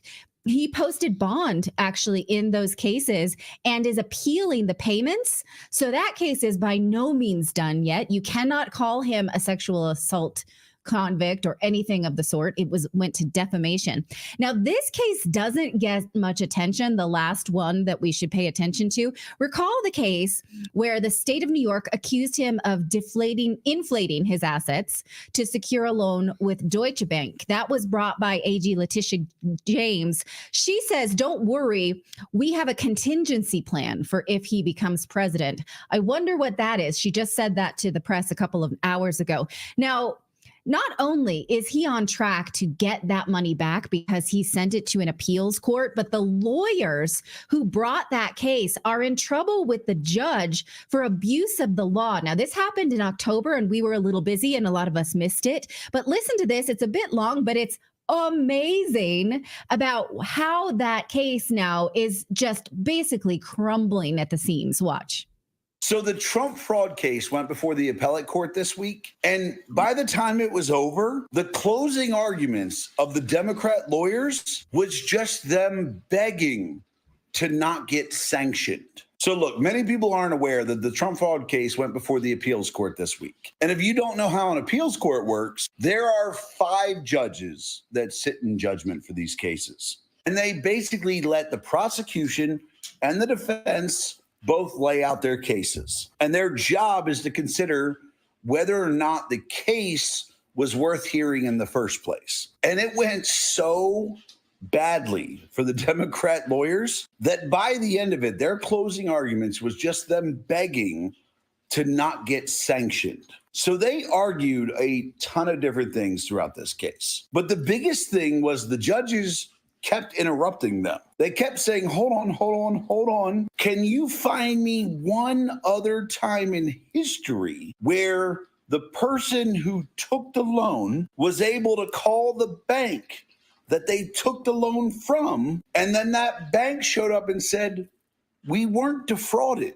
And the lawyers spent like 2 hours trying to find one little instance where it happened. But then the judges said, okay, let's try something else. They said, hey, have you ever prosecuted someone for lying about the value of a property when it resulted in the entire loan being paid back with interest? And again, they gave them like 2 hours to try to explain their case, and they still couldn't produce a single case where that had happened. And then the judges said, hey, you know what? We'll give you another shot. They said, have you ever seen an attorney general prosecute a case where there was no damage to the public, there was no damage to the person you said was defrauded, and there was no actual malice committed by the person who took the loan? And then they took another like 6 hours on that one. And by the end of it, the judges were like, so you don't have any instance of that happening? And then by the time they were done, the judges were like, I don't even know if this is a case that should have been brought. And they said, look, y'all might need to be sanctioned for bringing this case in a malicious manner. One of the judges actually said, I have come to believe that since a case like this has never been brought in the history of the country, not only New York, that you have only brought this case because the person was running for president, which would put you afoul of not only multiple regulations regarding the law, but would also run you afoul of electioneering interference. In fact, at the end of it, when they got to give their closing arguments, instead of arguing the value of their case, instead of arguing that like we should have been able to bring this case because of X and Y and all this shit, they actually just said at the end, we hope that the court will take into account that lawyers need to be able to bring cases like this without the threat of sanction. Basically, they were saying, we hope that you decide that we're not going to get in trouble for bringing this bullshit case. That was what happened at the appellate court. So Trump being found guilty of fraud and having to pay $500 some odd million fucking dollars, and the whole left celebrating about that, he's going to get all that money back because the appellate court was like, this is a bullshit case. I mean, when they was on the people saying he wasn't going to be able to pay, he had to come up with pay $170 something million cash bond. You go back. They were saying he couldn't come up with it. He's broke. He's in debt. There's no way. Trump dropped that 170 on their ass. Them people went quiet. Trump dropped that 170 on their ass. You didn't hear nothing from the crickets. Crickets.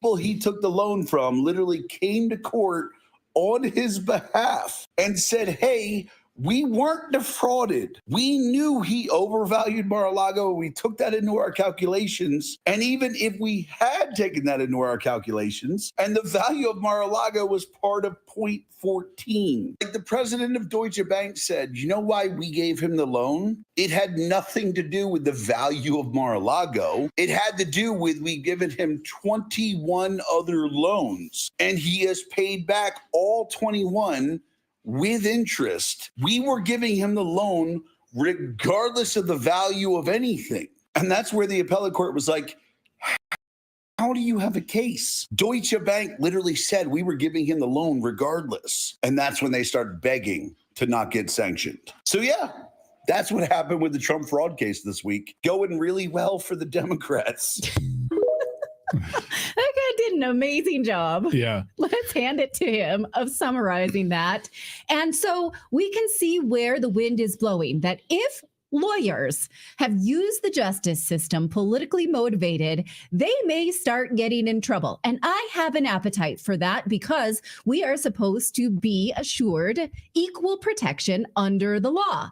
And clearly that has not been the case in many of these legal cases. So we're waiting for that to that appeals decision sometime in November. Will the wind blow in his favor and he will get that money back? Now, I think it's fairly obvious to everyone who studies these cases that they were politically motivated. Go ahead, David.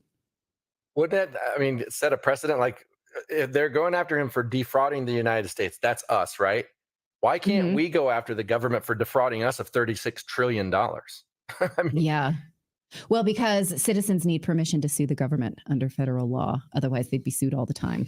So, okay. Let me know what you think of this case by case. Did he get out of this? Is he getting a free pass? Is it a get out of jail free card? Or I think my opinion, when I look at these cases, case by case, and it becomes very blaring and apparent that they were politically motivated, I think he showed up. He hired lawyers. He paid the lawyers. He fought on his own time. He paid up when the system required him to pay up. He showed up for subpoenas. He complied with discovery.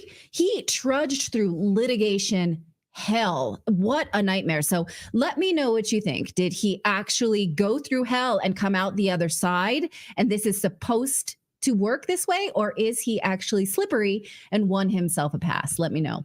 All right, we have more news to get to. We're going to talk about the death of the legacy media. Yeah, the numbers were unbelievable last night, the death of the legacy media. So, yeah, it's remarkable. So we'll show you that in just a second. But first, we want to tell you about our friends over at ExpressVPN. Let me tell you something. This is an app that I use on your computer, and what you're searching is dead. All you needed to do is look at last night's numbers. Even before last night's election, legacy media was already laying off thousands of people, upwards of 20,000 so far across multiple legacy media platforms this year alone. And the year's not even over yet, like at the Washington Post and others.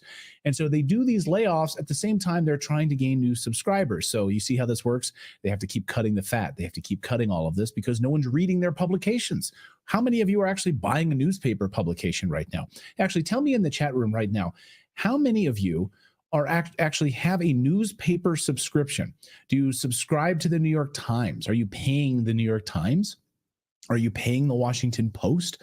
Are you paying the Seattle Post-Intelligencer? I love these old 100-year-old names. Are you paying for any of this sort of legacy media stuff anymore? This is the Hollywood Reporter last night. So you think, oh, election night, right? All of people are going to be tuning into Fox News and MSNBC and CNN. No. Election night viewing drops sharply in these early Nielsen numbers. Fox News did lead all the networks, but overall, these numbers plummeted compared to 2020. And it's worse for news media as the layoffs continue to pile up one after the other.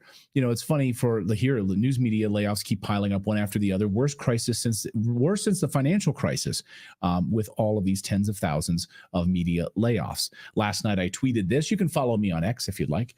Here was my X post last night after the election. Tonight's election marked the death of the legacy media. Elon Musk's X trounced all of them. And it really is true, because when you look at the record usage last night for Twitter, X, the amount of people that were getting their information from independent media and citizen journalists was off the charts. Elon Musk posted this record usage of this platform. And he also wrote this: the reality of this election was plain to see on X. While most legacy media lied relentlessly to the public, you are the media now. Please post your thoughts and observations on X, correct others when they're wrong, and we will have at least one place in the world where you can come to find the truth. And it's really shocking when you think about it, because without X during this election, it's very probable that Kamala Harris might have won this election. Well, yes, because the Biden-Harris administration has censored and removed users and speech and topics that they did not like. What would be to prevent them from continuing to do that had we not had the Twitter files and litigation to stop them? And how would we have fact-checked and been able to call BS on them, right? This is, of course, why the Harris campaign we revealed last week went to such great lengths to basically manipulate X community posts by flooding them with a Discord server that they used, and they would marshal people to jump on to these community posts and downrank them once they published lies. So when the Harris campaign was publishing lies, we were wondering, why aren't there a lot of community notes here on X? It's because they were manipulating this, because they knew they were lying and they wanted to cover up their lies. And frankly, without X as a free speech platform, she might have won this election. I think it's very probable that she might have. And where else would we have gone to get this information? We know that YouTube certainly has censored quite a bit of stuff during the elections. Maybe as a posting platform, I'm talking about X. Facebook? No way. TikTok? No way. Maybe Rumble, Reddit, just for video content, but no posting text-based content. Where are you going to find it? Go ahead, Philip. Reddit was like flooded with Kamala bots that were posting like in all kinds of subreddits with just like pictures and stuff like that. Just like it was flooded with it. Yeah. And Elon Musk brought up a great point when he spoke to Joe Rogan about fact-checking about, when legacy media lies to us, like Rachel Maddow gets on television and lies to us, or the New York Times lies to us. They don't ever come back and make corrections, and they don't ever apologize for it. And in many ways, it's sort of like the Mark Twain quote, right? That a lie can travel halfway around the world before truth has a chance to put on its pants. And that's what, covering up the Hunter Biden laptop story, telling us it's Russian disinformation, and then amplifying those signals. Then you have President Biden winning an election. So here was Elon Musk talking about this fact checking. And obviously, anyone on the X system knows that things are posted, and then there are replies and there are rebuttals, and it's immediately corrected. But where are the corrections for the legacy media? Right. You know, if you know, some broadcast media, they say false things all the time, but it's a one-way street. There's no rebuttal. There's no counter. Right. You right. know, Who's apologized for being incorrect about what? Did Rachel Maddow ever apologize for telling everybody that if you get the COVID vaccine, you're never going to get COVID? It won't. The virus stops with you. No, never. Never. Yeah. No one ever. It's just. It was not true at the time. There was no evidence to support it at the time. It's pure propaganda. And she said it. The RussiaGate hoax. For 3 fucking years, they said that he was Putin's toy. Yes. And that Putin had him compromised. The Steele dossier. Steele dossier was completely fabricated by a lawyer at Perkins Coie, who was paid by the Clinton campaign. Literally. Crazy. And still people think the Russia hoax is real. And there's no repercussions. Yes. There's no one had to apologize. Hillary Clinton never came and apologized for that, and people still listen to her. The whole thing is crazy. And it's all coming from the left. Yeah, it's all coming from the left. So the legacy media is grasping at straws. You're going to see massive amounts of layoffs. David Sachs tweeting this just a few minutes ago, or just late last night, excuse me. This is a bankruptcy moment for legacy media. They shrieked Nazi, fascist, traitor, insurrectionist at the top of their lungs for years. The country didn't believe it. Their spell is broken. Their credibility is destroyed. It's a new dawn. The sad thing is that most of them have to be fired in order to start telling the truth, or if they start telling the truth, they get fired. We saw that with Tucker Carlson, who started to tell the truth about the war in Ukraine, lost his job at Fox. Then we saw that with Chris Cuomo, lost his job at Fox for something else, started to become responsible for his own research instead of parroting the narrative of the network. And then all of a sudden he knows what's what on his own independent channel. So could it be, or should it be, that those of them who are lying the loudest should be punished, sent back to the drawing board? And then and that is my experience too, that when we became responsible for our own message, because we are independent media, that forced me to study harder, and it broke the stronghold of the mainstream media narrative. So that you shouldn't have to go through that much pain because you're trying so hard to not study truth. So they owe us apologies but they will instead get fired first. But I was just looking at some of our numbers last night, and go ahead, Phil. Go ahead, David. I was just going to say, I wish that we had the ability. So like a lot of you will watch YouTube videos, and our videos a lot, you'll see they put this little disclaimer at the bottom, quoting either Wikipedia or CDC or whatever. Imagine if we could go to news sites and do that same thing on their stories. We would be we would be fact checking them a lot more than they do us. But we don't. They turn off the comment section for a lot of the legacy media. You're not going to be able to go and post like comments on a Washington Post story or anything like that. So you're not going to be able to fact check them. They put out this piece of garbage. The Atlantic publishes a big hit piece right before the election, a coordinated hit piece with the deep state. Right? Who's paying for an Atlantic subscription? No, I think it was either New York Times or Wall Street Journal hit piece on Michael Schellenberger. Fantastic journalist, Michael Schellenberger, just calling him a kook. That was the whole basis of the story, is that he's speaking out on behalf of the whale's death, but he's crazy for doing that because we all want wind turbines. It was fucking nuts. And the comments section actually was like, he's right. What's wrong with you? This is a biased piece. And they shut them off. Oh yeah. But there were in fact people. In fact, no, I don't know if they shut them off. That was something else. But they did allow it for a short period of time because when they find real journalists, they have to attack them. Yeah, it's really stunning. I was just going to say on our numbers. I was looking at our numbers. We're a small YouTube channel, relatively speaking, to like Joe Rogan or anything. But we 2.5 million subscribers here. And if you look at the cumulative amount of watch time of our viewers over the past month, it exceeds almost all CNN shows, like all legacy media, cable news shows on CNN or MSNBC. It's remarkable. So legacy media is dying. Independent media is rising. As long as we continue to navigate this crazy world together and share the truth without an agenda. We have no agenda on this show other than the truth. And we're going to hold President Trump's campaign and administration to task, hoping that he carries through on all of the things that he's promised and all of the things, ending these wars. It's top of our list. Get us out of Ukraine in these wars in the Middle East. Yeah, tax reform, all of that stuff. All of these things that he's talked about. It's amazing, though, because President Trump can propose tax reform. It can go through the Senate, and now that Republicans control both chambers of the Senate, it can pass without a humongous fight. When we hit the debt crisis, the budget crisis at the end of the year, we may actually, not this year, obviously, because Democrats will still be in power, but when that happens again, who cares? Because Republicans will pass it. They can agree on cutting spending. Will they actually do it? That's what they've said they were holding hostage negotiations about. So we're going to watch. We want to see those things. Let's get to your super chats and all of your comments here today. Oh, sure.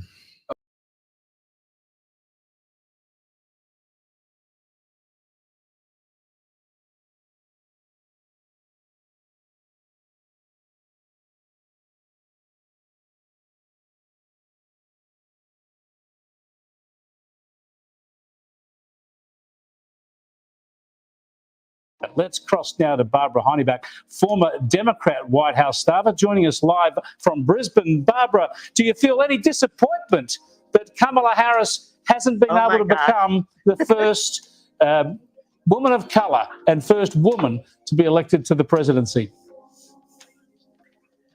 I am so disappointed and really insulted. I'm a Howard alum, and that she didn't have the decency to walk out and say something to her, to her university, make a comment to the United States. Things were not looking well for her. It wasn't completely over, but short of a miracle, we knew which way this was going. And that she didn't have some grace. I mean, it shows us how classless she actually is, a sore loser. And even though it's painful for her, for the Democrats, I think America might be relieved at recognizing and realizing they don't have to put up with this any longer. And if this is what they were walking into, maybe it's better that it gets, cut at the nip right now. Here's another Howard alum who worked under Democrats Clinton and Carter, and she's telling nothing but the truth. When I first saw that Kamala wasn't coming out last night, the first thought in my head was, I know this is not the same woman who was trying to be the commander-in-chief. The lady that couldn't answer any questions, never had an actual campaign press conference like most candidates, not one at all during the election. The same woman who waited 40 days and 40 nights to do her first softball interview with her emotional support puppy, Timmy, sitting right there next to her, where CNN took out half the interview to try to make her look more competent. Everybody was calling this woman, not asking her any real questions, like that was somehow going to make it better. Before y'all start calling my radio show and DMing me, talking about why you ain't asked no hard-hitting questions, that ain't what this is. I'm throwing a lob. This is an alley-oop for a dunk. All they did was shelter and protect her from questions, which is why she was unprepared whenever she faced any real opposition. If she got a piece of a tough question, she would just crumble. Just like this moment here. All these folks gathered at Howard to support her, and she couldn't even give them a piece of a speech. And let me tell you, there's no excuse, because in situations like this, they already crazy, because those people that already accepted they was gonna lose, but they wanted to see the woman that they believed in, and she didn't give a damn about these people. Had the people sitting out there hours, and because she was a loser and she got drunk and full of pills, she decided, hey, she probably didn't decide shit. She was drunk full of pills, so people decided for her. They can't take a corpse out there. already have like 3 speeches ready. The victory speech, the concession speech, or the same speech she sent this guy out there to deliver. Because she didn't have the strength to do it herself. We will continue overnight to fight to make sure that every vote is counted, that every voice has spoken. So you won't hear from the vice president tonight. Well, she's such a poor candidate, Barbara.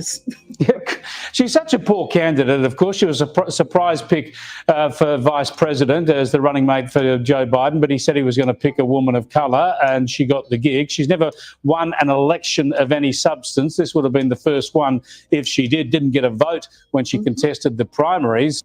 On the national stage, Kamala was definitely a failure. The first time she ran, she was doing so poorly, she dropped out the race with 0 votes.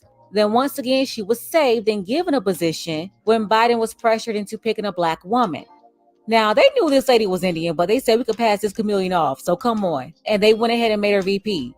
Before that, she just had those California elections. And she only won California off the back of Willie Brown. He's the one who basically put her in position as his mistress. Very early on, he used his power to get her six-figure positions on boards that she knew nothing about. Barely showed up for work. Then also used his political power to get her elected as the San Francisco DA. For those who don't know, that's why I call her the city girl president. She scammed her way up the ladder and all the way to the White House. Then tried to claim the #1 position in the world, President of the United States of America.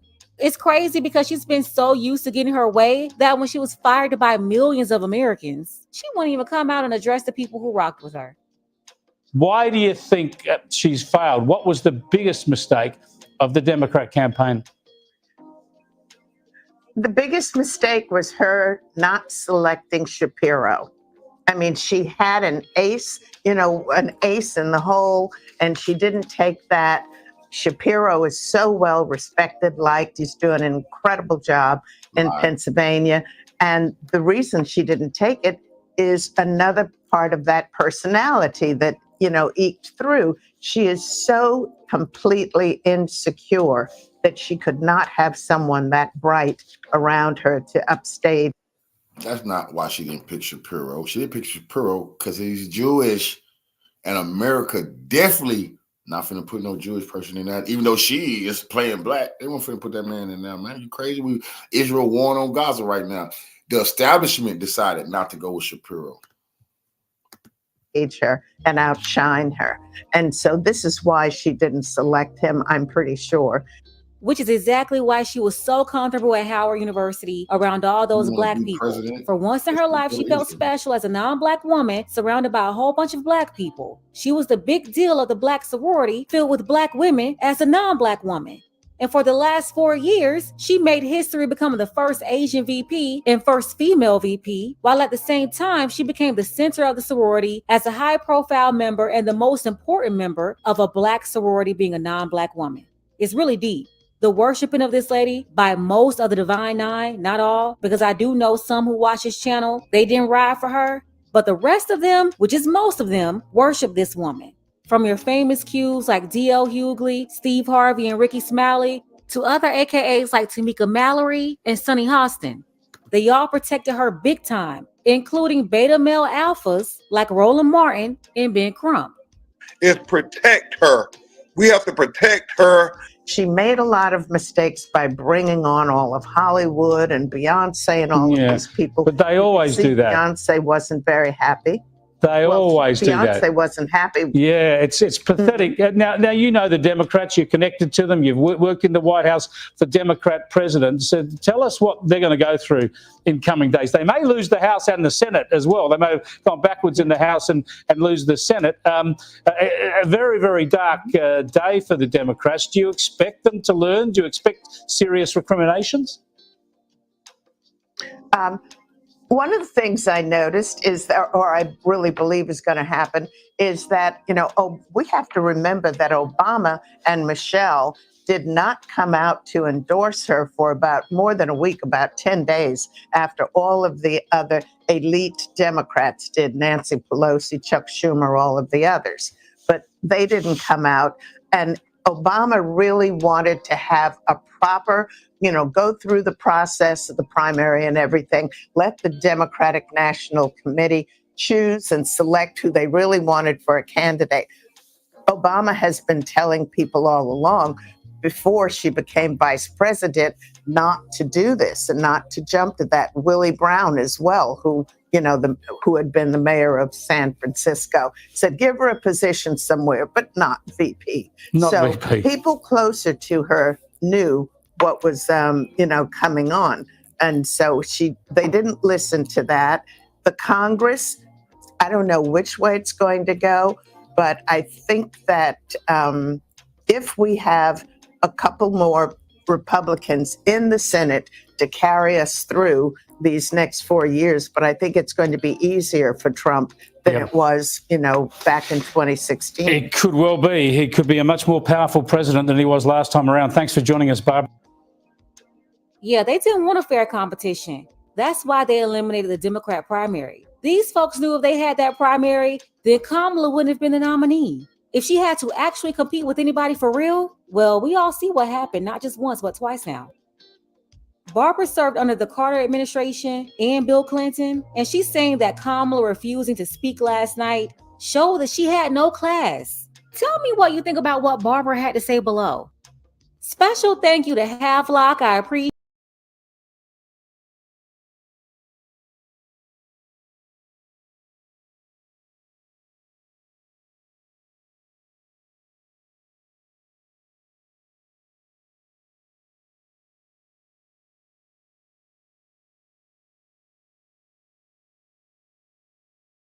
Well, tonight on the podcast, ladies and gentlemen, all the fallout is starting to happen after President Trump has been reelected as president of the United States.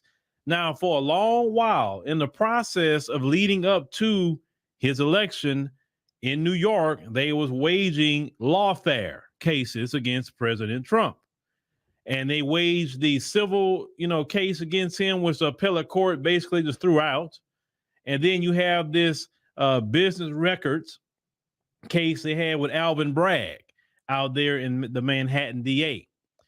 And at that time, I said, man, these black people, these black Democrats, why are y'all being the crash dummies for that party? You know how Trump is, because if y'all don't put him in jail and he's still free, and if he gets elected president, y'all may be in trouble. Fonnie Willis, you another one. I said that a few times, if y'all remember. Well, he got elected.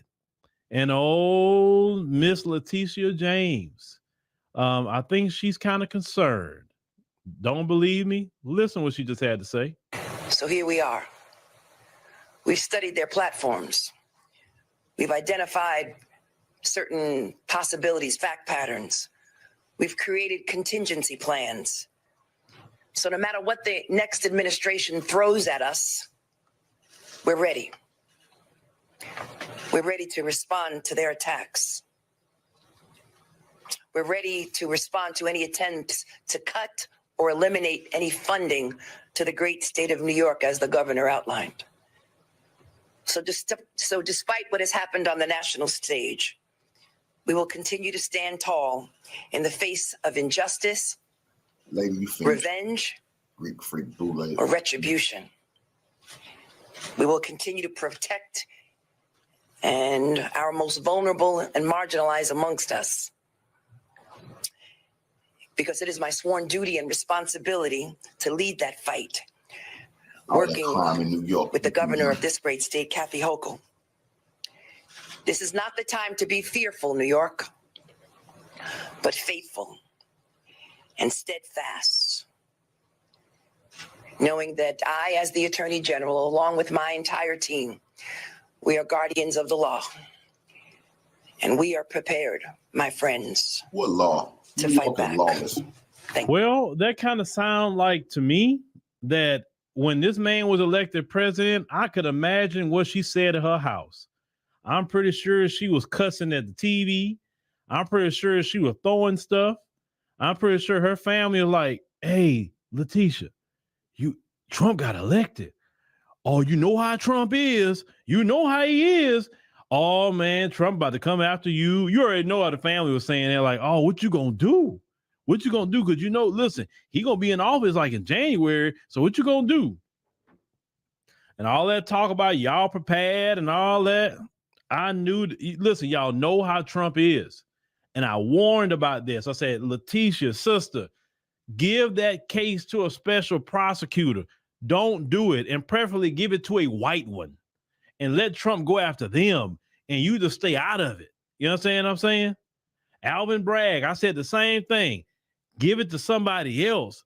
Stay out of it. No, you black Democrats, y'all wanted a little gold star from the Democrat Party. Say, oh, look at me. Look, I took down Trump. Fonnie Willis, you another one. You went out there, want to go after Trump, And then what happened? They uncovered all your shenanigans with Nathan Wade. Going to jail. Now, yeah, that was your boo thing that you laid up with, and that's your business. But all your business got put on Front Street that nobody knew what you and him had going on. So Fani got all her issues going on with Nathan Wade, and Trump go circle back to that. You already know. Alvin Bragg, you know he don't like that judge in that case. Oh man, Trump gonna have a field day. And this is the thing. Trump could have a field day because he's not even worried about getting reelected. That's the thing. See, the first time he was in office, you know, okay, he had to watch certain things because he wasn't, you know, he worried about getting reelected. Now, oh man, look, because you know how he is. Look, I don't know. I just think y'all need to go take a vacation in Indonesia until this man get out of office. You know what I'm saying? And then after he got out of office, just come, you know, if you want to come back, come on back. That's just my suggestion. You know, do what you do. Because this man gonna have, and think about it. What would slow him down? He's gonna have a Republican Senate. He's gonna have a Republican House. He can appoint all the special prosecutors he can to go after you. I'm like, now somebody say, well, that's not right. He's gonna do that. Yeah, but it wasn't right. The lawfare they did on him either. It wasn't. All of us knew that was lawfare. All of us knew that crap. They were trying to do everything they could to stop him from getting back where he's at now. After all that mess that the Democrats threw at him, and look what happened. You better believe they worried. Oh, they worried. It's not just Letitia worried or Alvin Bragg, you know, he been quiet, or Fani Willis, she been very quiet. Oh no. It's the Democrat Party in itself gonna be worried. Is he gonna come after me? What he gonna do this time? What is he gonna do this? Is he gonna do that? Let me tell black people something. You gotta know when to be putting your neck out and when not to. Put your neck out for black people. How about that? Put your neck out for our community. Letitia, if you put your neck out for black people, get black people out of Rikers Island. Man, matter of fact, shut it down if you need to. Do things to help out black single mothers, black children, our black men that's coming out of prison for them to get viable employment. Do something like that for them. You know what I'm saying? Do something that where black people can say, hey, man, Letitia, when she was in there, man, we really benefited from that. You understand? And if you're going to wage some cases, do it where it look good. Nobody benefited from that case. You brought up a case and you was trying to say he defrauded the banks, and the bank said, no, he didn't. He paid his payments and we gave him more money. We ain't got a problem with him. And then when it went up to the appellate court, they say, well, the bank's saying they didn't. What are you talking about? He didn't do nothing wrong with the banks speaking up for him. And they said they never seen a case like that before because there was lawfare. And then they had a judge, right, who was on the take. That's why they went to the appellate court. So, yeah. She worried, y'all. Don't let her act like she tough talking. No, she worried. And hey, shouldn't have did all that. Shouldn't have did it. That's the only thing I'm saying about that. Well, is he above the law? No, I'm not saying he's above the law. What I'm saying is, as a black person, you don't be the crash dummy for the Democrats. Let the white Democrats go at Trump. The black people need to worry about our own people. That's what happened to you. See, when Trump is going after Letitia James, Fani Willis, Alvin Bragg, them white Democrats, they're going to be sitting there like, ooh, that's kind of messed up, Letitia, what he doing to you? They're not going to come to her rescue. They're not going to come to Fani's rescue. They're not going to come to Alvin Bragg's rescue. No, they're not. They're going to leave you out there high and dry. And then that's when you're going to see Letitia and all them talking about, man, this is racism. I already know. She'll be calling for black people. Oh, I know. She will be calling for black people when she go through that mess with Trump. But yeah, ladies and gentlemen, this all this gonna be interesting. This is all gonna be interesting, leading all the way up to the inauguration of President Trump. So Letitia, she's saying like she's scared, ladies and gentlemen. I don't know. She may want to may want to see if she can make that right with Trump before you get in office, or whatever. I don't know. That's the only thing that I would tell her. Just make it right.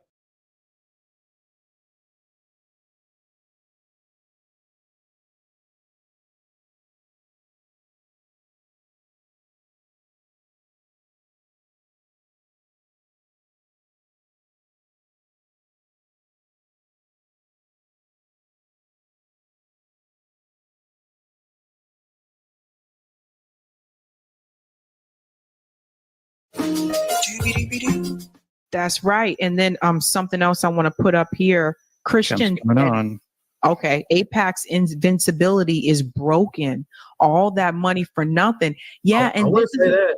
I wouldn't say that yet though, because Trump, AIPAC like Trump though, right? I wouldn't say. Go ahead. Sorry. Go ahead, Savvy. Go ahead, Savvy. Well, I think it brings up the point that Abandon Harris was saying is like, if Kamala Harris loses, that sends a message.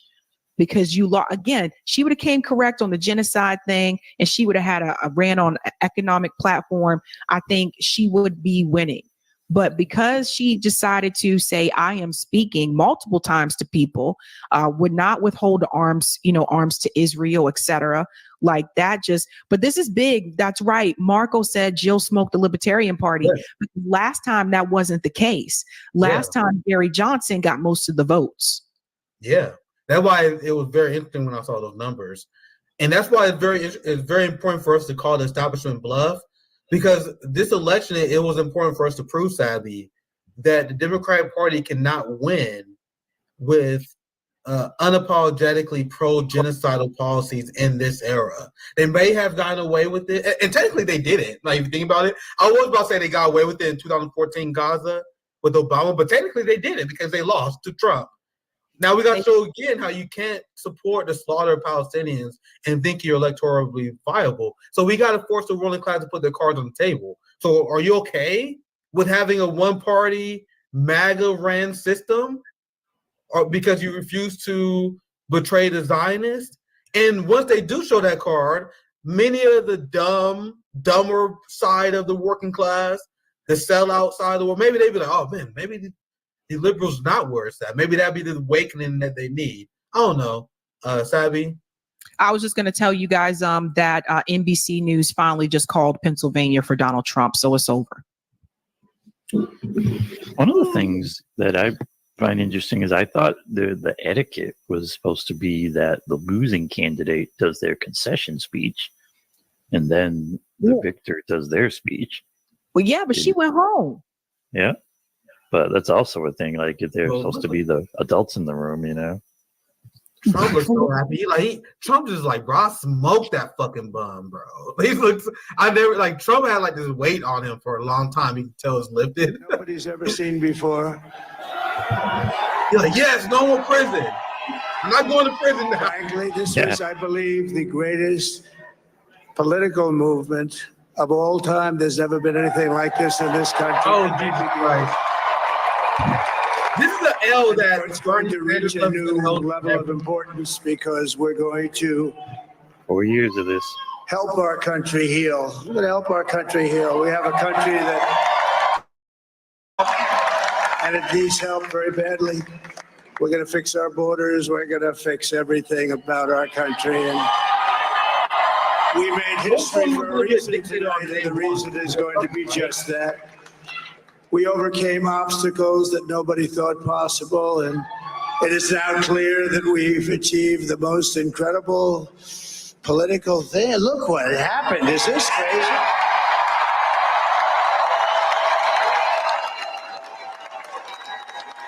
But it's a political victory that our country has never seen before, nothing like this. I want to thank the American people for the extraordinary honor of being elected your 47th president and your 45th president. And every citizen, I will fight for you, for your family, and your future. Every single day I will be fighting for you, and with every breath in my body, I will not rest until we have delivered the strong, safe, and prosperous America that our children deserve and that you deserve. This will truly be the golden age of America. That's what we have to have. This is a magnificent victory for the American people that will allow us to make America great again. And in addition to having won the battleground states of North Carolina, I love these places, Georgia, Pennsylvania, and Wisconsin, we are now winning Michigan, Arizona, Nevada, and Alaska, which would result in us carrying at least 350 electoral votes.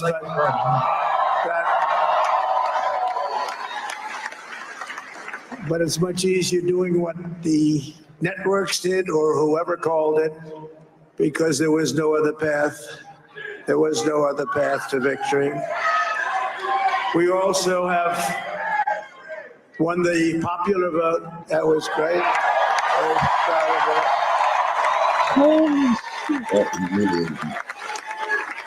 Wow. Wow. Thank you.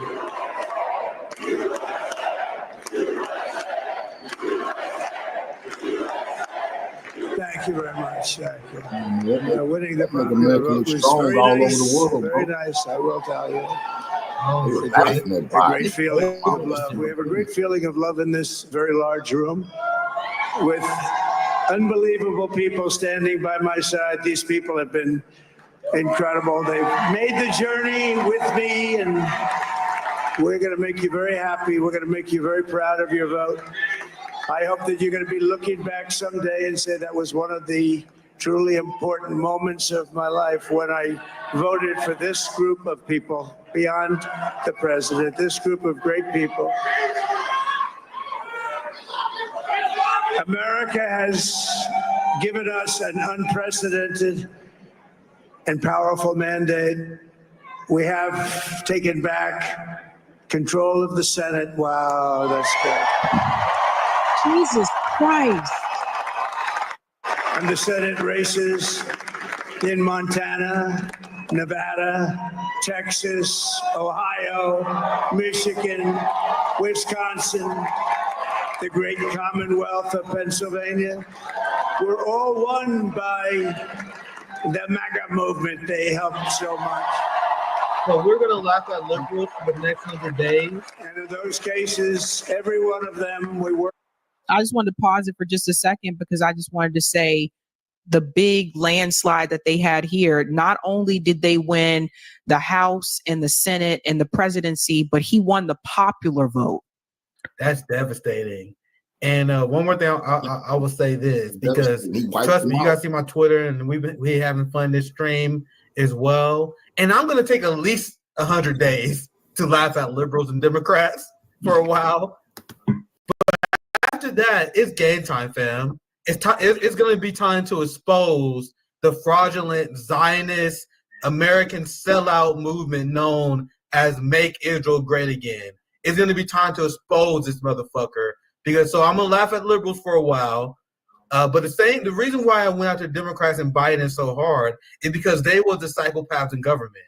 You guys haven't seen RBN under MAGA. And trust me, all the MAGA people who enjoy my tweets because I went after Democrats, you guys are going to go through some things over the next few years because I'm going to expose this motherfucker the same way I exposed Joe Biden. I'm telling you guys that right now.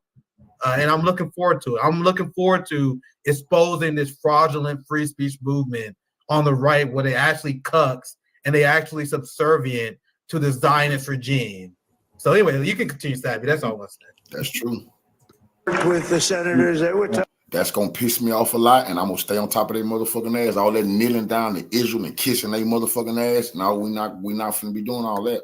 Races and I mean the number of victories in the Senate was absolutely incredible, and we did teller rallies. We did teller rallies with each one of them, and sometimes we did 2 or 3 and it was amazing to look at all of those victories. Nobody expected that. Nobody. So I just wanted to thank you very much for that. And you have some great senators and some great new senators. And it also looks like we'll be keeping control of the House of Representatives. Wow. And I want to thank Mike Johnson. I think he's doing a terrific job. Terrific job. I want to also thank my beautiful wife, Melania, First Lady.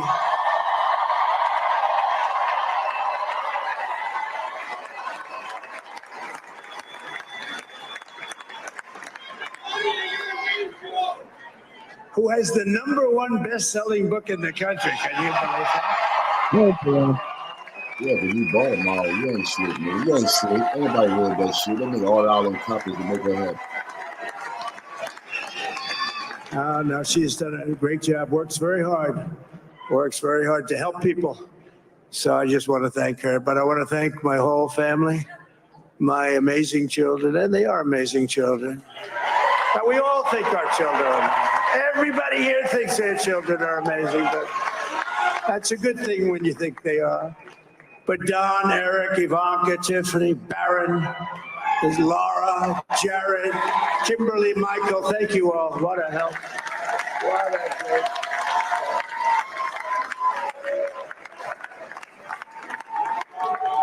My father-in-law, Victor, is tremendous. And we miss very much Melania's mother, Amalia. We miss Amalia, don't we, huh? She would be he's right now, standing on this stage. She'd be so proud. She was a great woman, that one. Beautiful inside and out. She was a great woman. I want to be the first to congratulate our great, now I can say, Vice President-elect of the United States, J.D. Vance.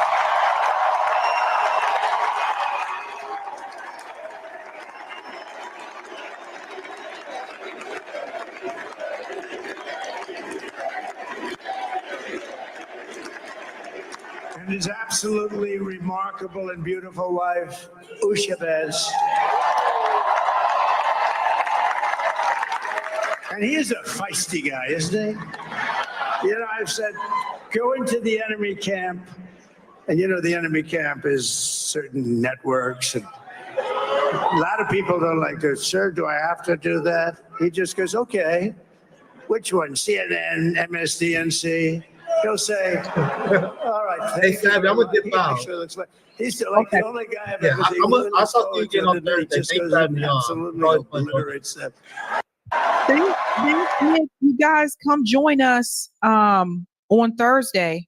Come join us Thursday on Revolutionary Blackout Network at 5 p.m. We're going to do election breakdown. Yeah, it was fun. Thank you for inviting me on again, Savvy. Have a good night, y'all. I'll shit post some more on Twitter. This is glorious. Have a good night, y'all.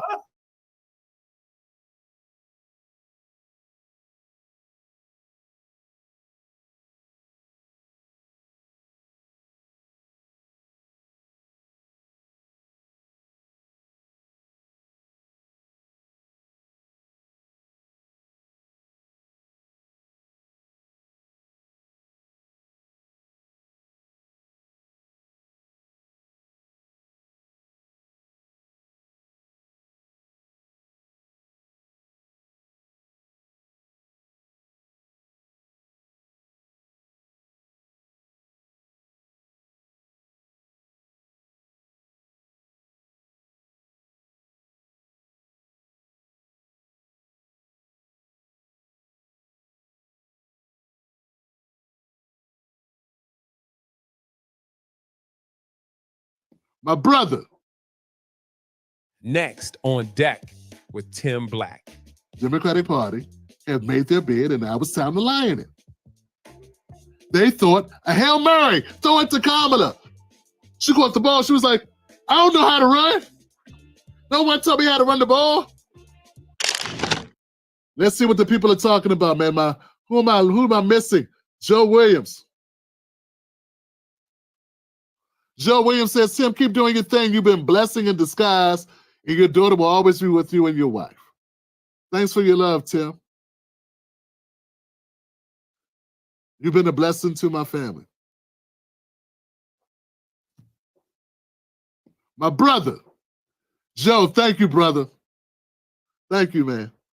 I appreciate that, man. I need to hear that. I appreciate that. Much love to you and your family, brother. May you live long. Long live the Williams. Sis, the Williamses. Yeah, the Williamses. Yeah, man, I'm trying to tell you. Now,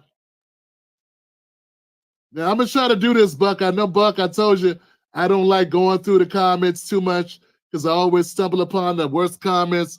But I see my people. I see my good people here. They say Dems are crying on Twitter. Let's go see Dems cry on Twitter.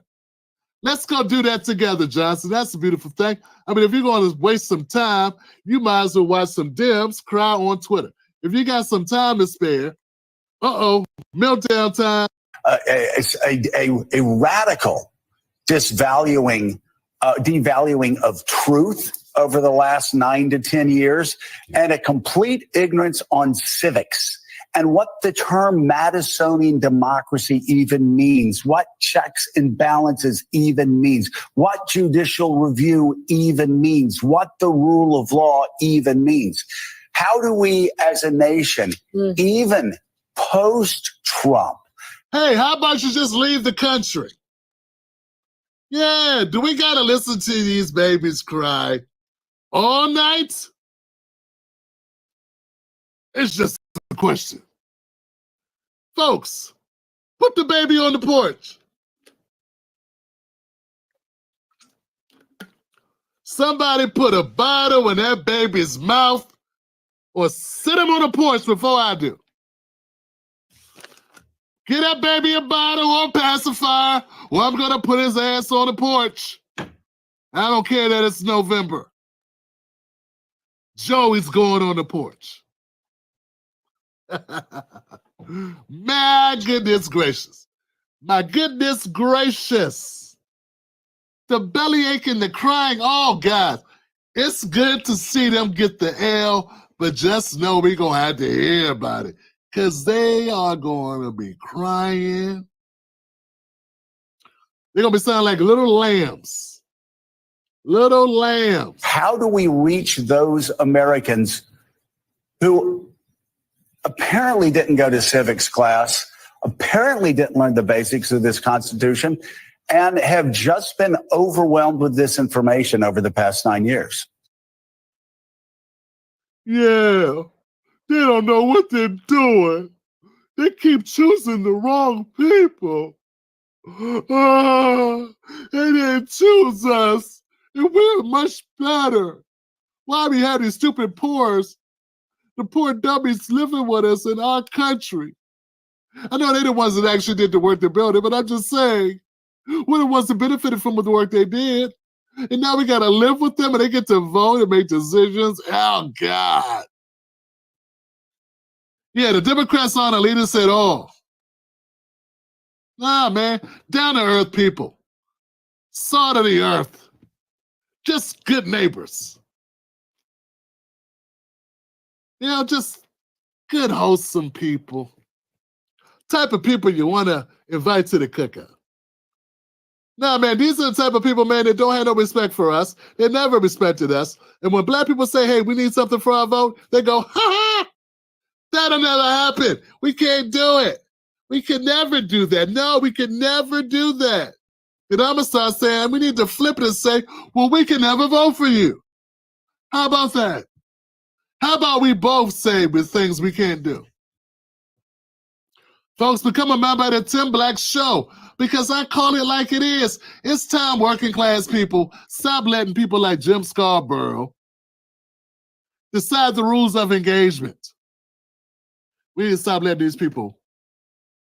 Look, we can't control that he has the microphone, but we can control our comeback to that and what we say to in response. You understand what I'm saying? We got to have people with a platform to call out the nonsense. And I'm saying that's what this platform's for.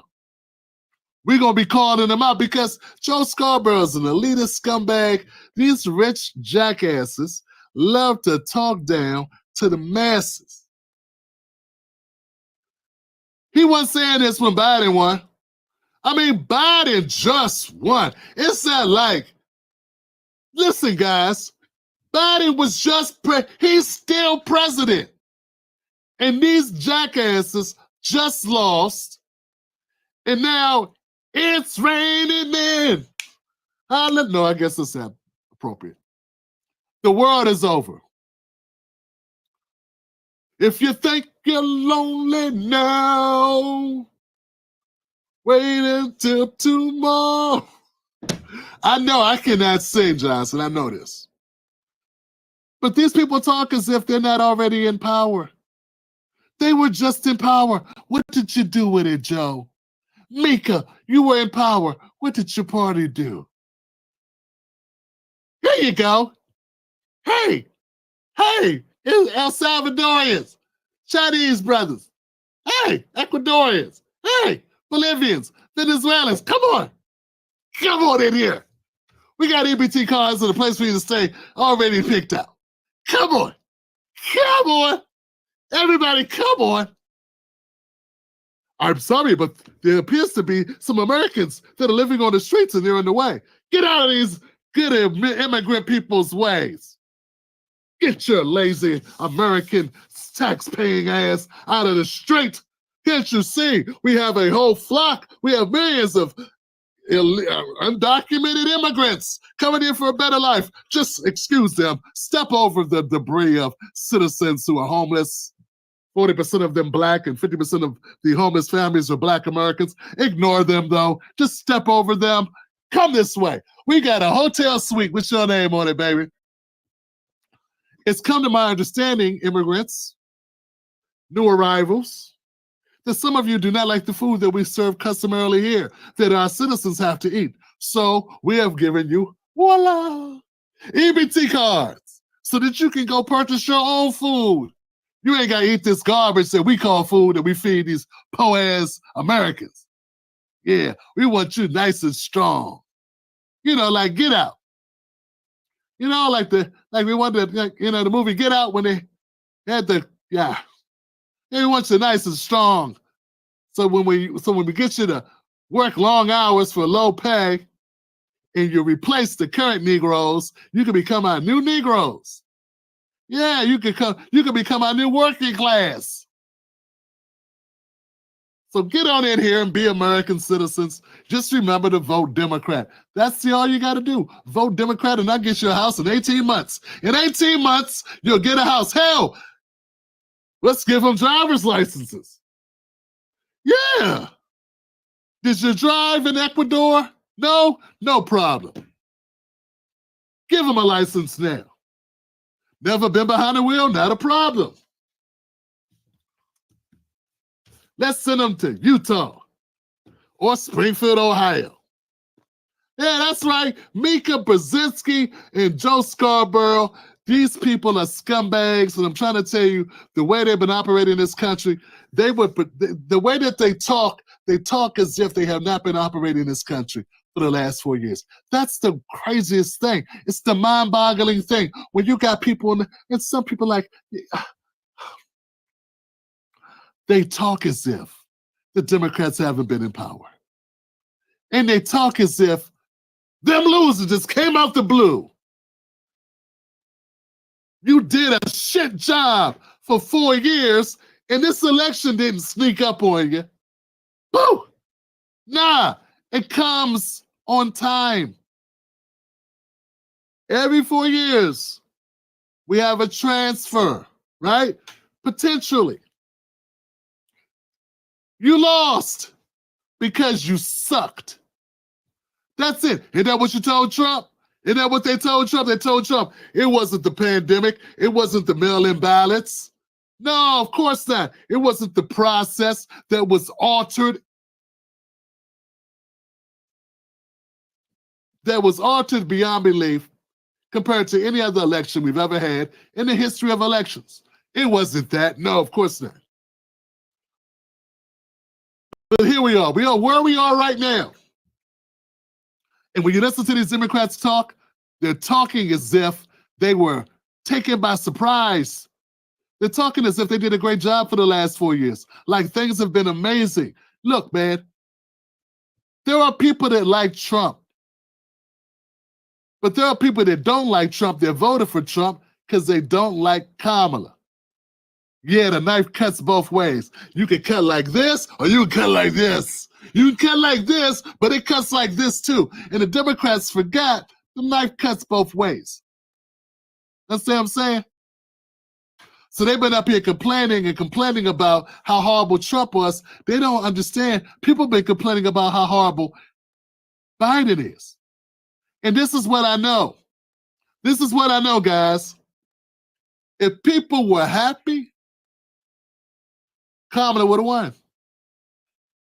Yeah, see, here's the deal, man. Here's the real talk, fam. And this is why you become a member of the Tim Black Show. This is why you join us. This is why you hit the subscribe button. This is why if you're on Twitter or if you're on Facebook and you're watching, you come on over. Come on over and hit the like button, because what I'm about to say.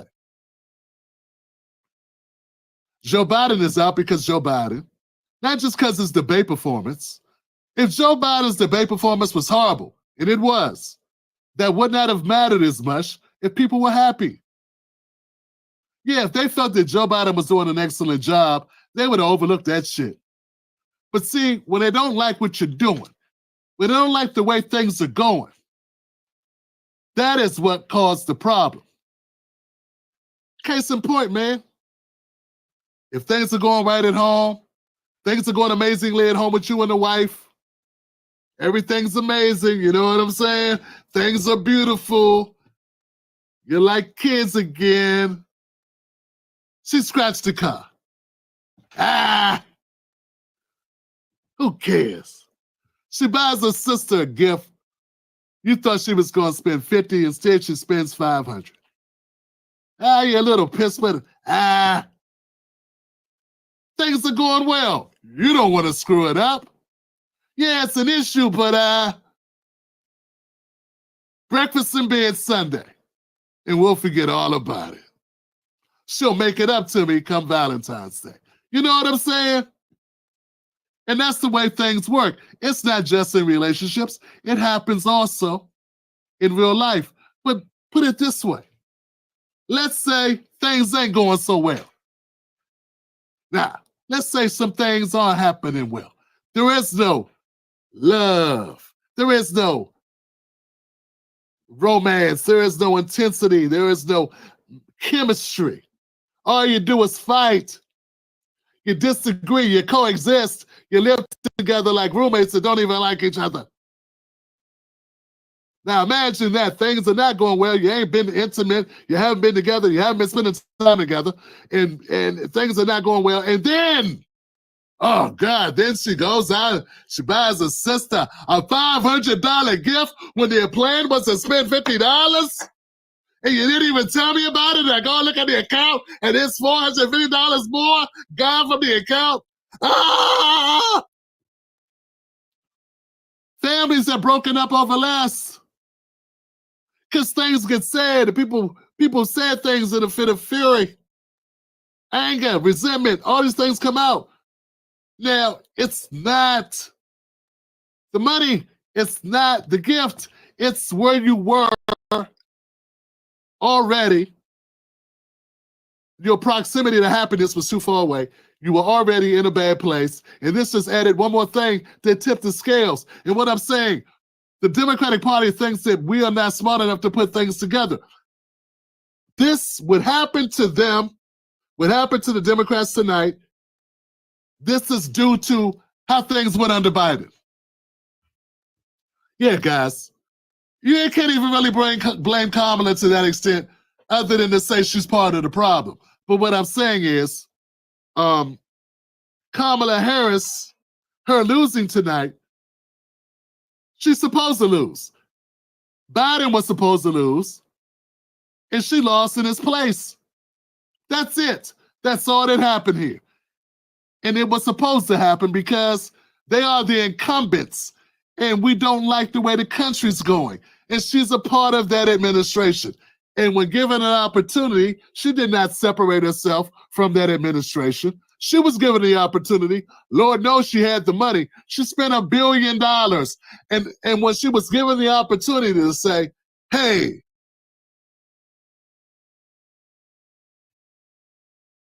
I work for Joe, but Joe not like us. And I don't know what he was on, but when I was working for him, I did my best to support him because that was my job. But I'm not like him. He's not like us. And this is what I got planned. She didn't do that. She said, I can't think of anything I would do different. I cannot think of anything. I can't recall I can't recall anything I would do different. So, them losing today, folks, they're going to cry, they're going to complain, they're going to point fingers, and I'm fine. Point fingers here. Like I said, black men, we need to embrace this. White women embrace it. White men embrace it. Latinos embrace it. Native Americans embrace it. Everybody embraces. Black women embrace it too. Embrace it. Feels good. You know, because you get to a point, it's like, look, dog, I ain't going to keep telling you I ain't talking to her. If you're going to keep accusing me of doing something, guess what? I did it. Now what? Let's move to the part where we decide what the punishment is, because I'm tired of having this conversation. I already told you once. I'm tired of telling you. Told you 2-3 times, really. So let's go ahead and move to the part where we decide who gets the kids or who gets the car, who gets what we going to do. The point is this. If you like this show, remember, we do live streams every day from Sunday through Friday, right here on the Tim Black Show. 9:30 p.m., right here, Sunday through Friday, the Tim Black Show. I'll see you there. Now back to the content. Democratic Party have made their bed, and now it's time to lie in it. They thought a Hail Mary, throw it to Kamala. She caught the ball. She was like, I don't know how to run. No one told me how to run the ball. Help, talk to me. Tell me what to do. I don't know what to do. I got a ball in my hand. I don't know what to do. They were supposed to lose. This is why they threw the ball, remember? They threw the ball because they were losing. They threw the ball because they knew they were going to lose. And they lost. And instead of saying, you know, we could do this over again, maybe we shouldn't open up the border like, you know, like totally. Maybe we shouldn't be like funding all the wars, you know, like everywhere. We probably shouldn't spend more money on Ukraine's war than we spend on, you know, our own vets at home. You know, maybe we shouldn't be giving out EBT cards to people that got here 2 days ago while we got American citizens living on the streets. And we put like, I don't know, razor wire on the heating ducts on the ground.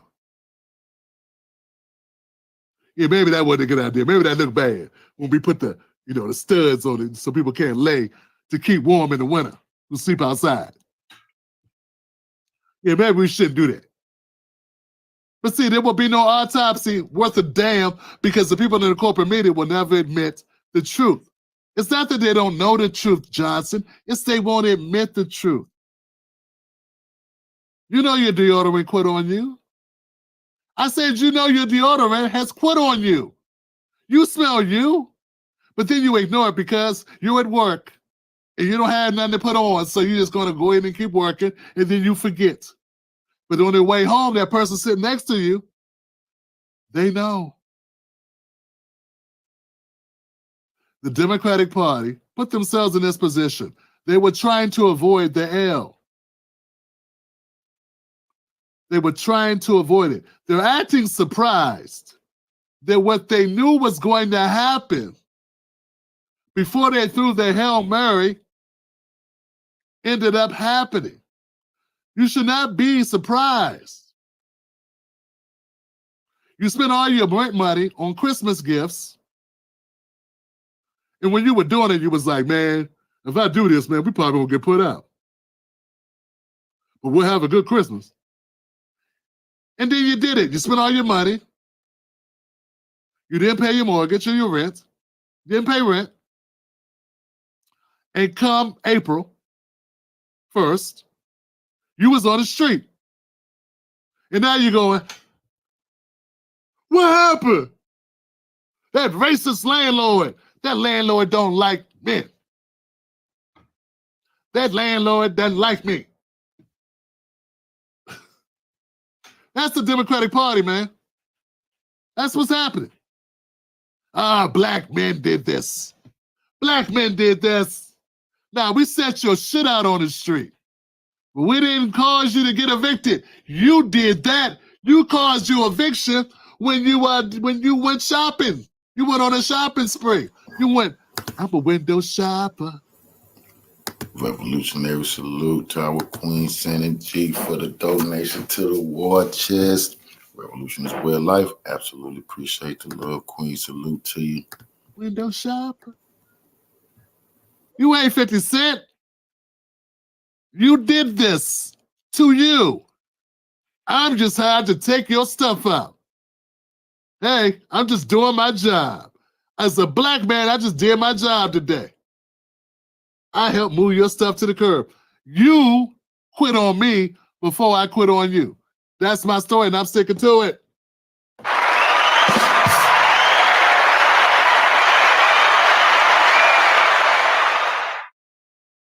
And then he kicked him in the dim. Okay? So look, guys, I love you for being here, and it is reality. The Senate went red. Look, guys, look, yo. That Senate didn't go crazy. Yo, you hear me, y'all been Israel. The Senate didn't go crazy. That Senate went Senate. Black men didn't go crazy. Black men went black men. We got tired of the nonsense. That's it. Man, these people, man, they are thinking they're talking. See, they think they use all these words, but they don't say shit. They use all these words, but they don't tell the truth. They do all these words to try to mystify you with language. But at the end of the day, those with common sense are the best speakers. People that shoot straight are the best communicators. What they're doing is bogus. And now they got to pay the piper. It works both ways. If you do an excellent job, if things are going beautiful, things will be different. Folks, I want to give it up to you, man. You guys are paying attention. You know what I'm saying? And I'm inspired by the level of honesty. I'm just so glad I'm not alone. You don't know, real talk, man. I'm just glad that I found my audience. You know? Appreciate you. I've been doing this for over 10 years. And I met some of you earlier. But you know me, I kind of bounced around with what was right, I bounced around a little bit about my ideology. But now I realize I don't have one. I just want what's best. And I want to thank you for being my new audience. Hit the like button, folks. Hit the like button. Become a member by hitting the like button and subscribing and turning on all those notifications. I just saw a note to say we're almost at 800. That's amazing, guys. That's amazing. Someone also said, Tim Black, they're losing their minds on Twitter.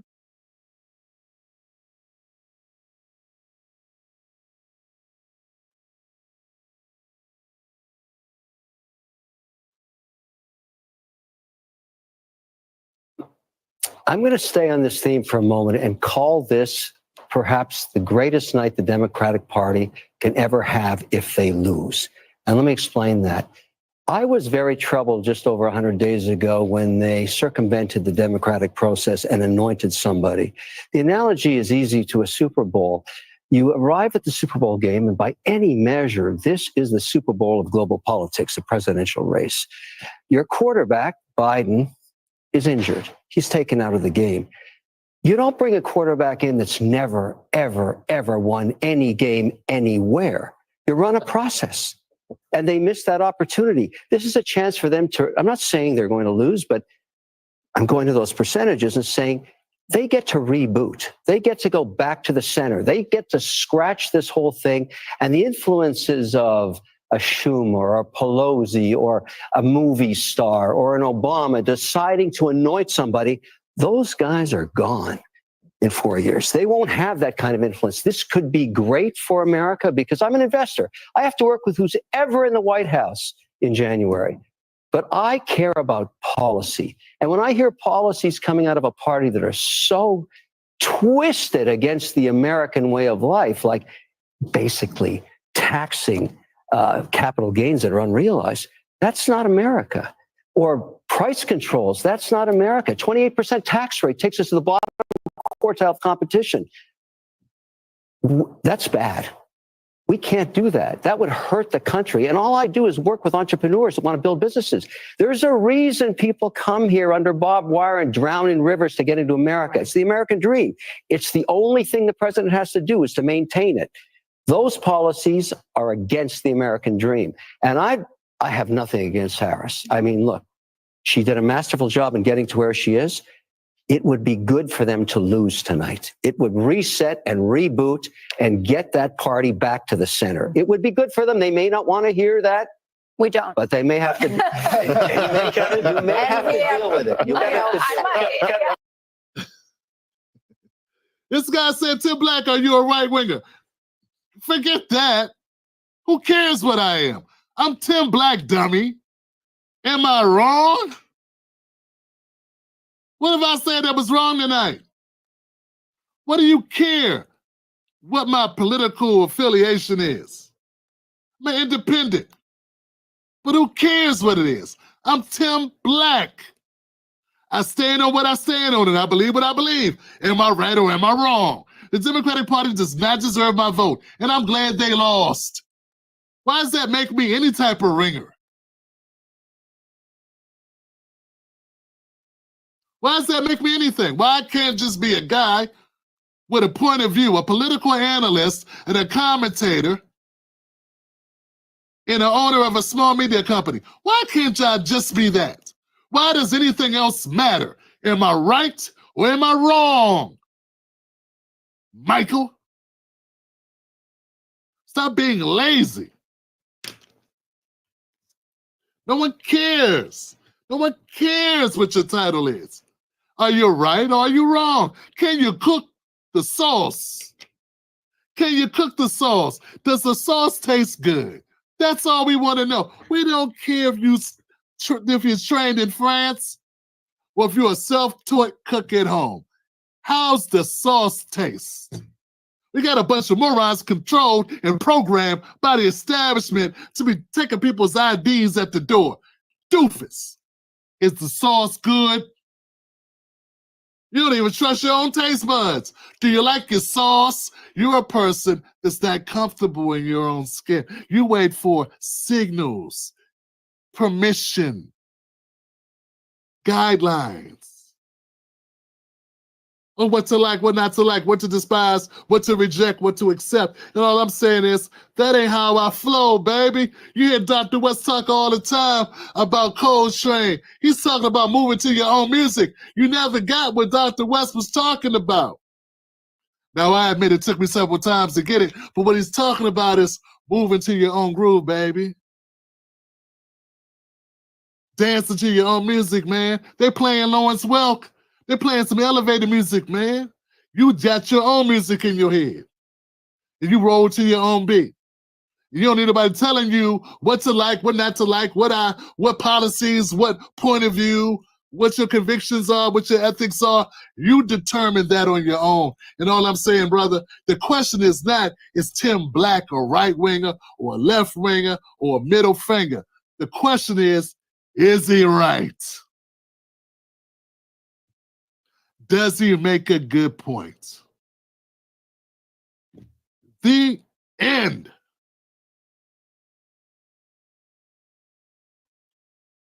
That stuff in your head, brother, is just put there by the establishment to get you to be dismissive of anything that challenges you.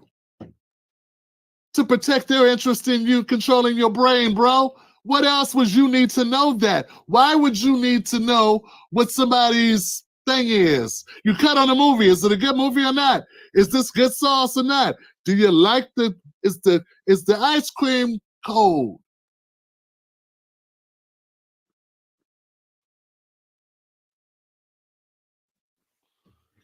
Yo, 10 likes away from 800. Calling it out.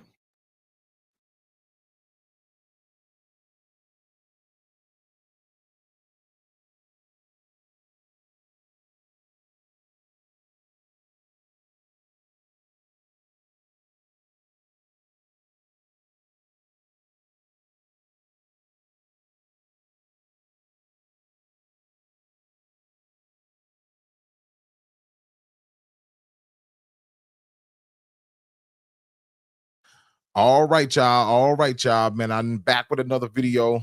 Oh man, haven't had a lot of sleep, y'all. I'm gonna be honest. But first, let me say all praises to the Most High. Thank you for Donald Trump getting in office again, man. We needed that. I know a lot of y'all still burnt because Kamala Harris didn't get in. A lot of y'all people that claim y'all indigenous, y'all Democrats, and y'all love this wickedness that goes on in the earth, and y'all still burnt because Kamala Harris didn't win. But what y'all got to realize is the Most High's will went forth. Whatever the Most High wanted to do, that's what happened. The scripture says when the Most High put his man to something and say, this is what I'm going to do, nobody can deliver out his hand. That means nobody can do nothing about it. The Most High's will went forth. All praise to the Most High. I love it that Donald Trump got in office. But with that being said, is Donald Trump going to grant these North Carolina tribes federal recognition? As y'all know, in one of my other videos, I posted a video where Donald Trump was referring to the Lumbee tribe about giving them tribal citizenship. Is that going to happen? You know, I'm telling you, listen, one thing I've learned about Donald Trump, about watching him during the time that he was in office, Donald Trump definitely kept his word. Anything Donald Trump said he was going to do, he did that.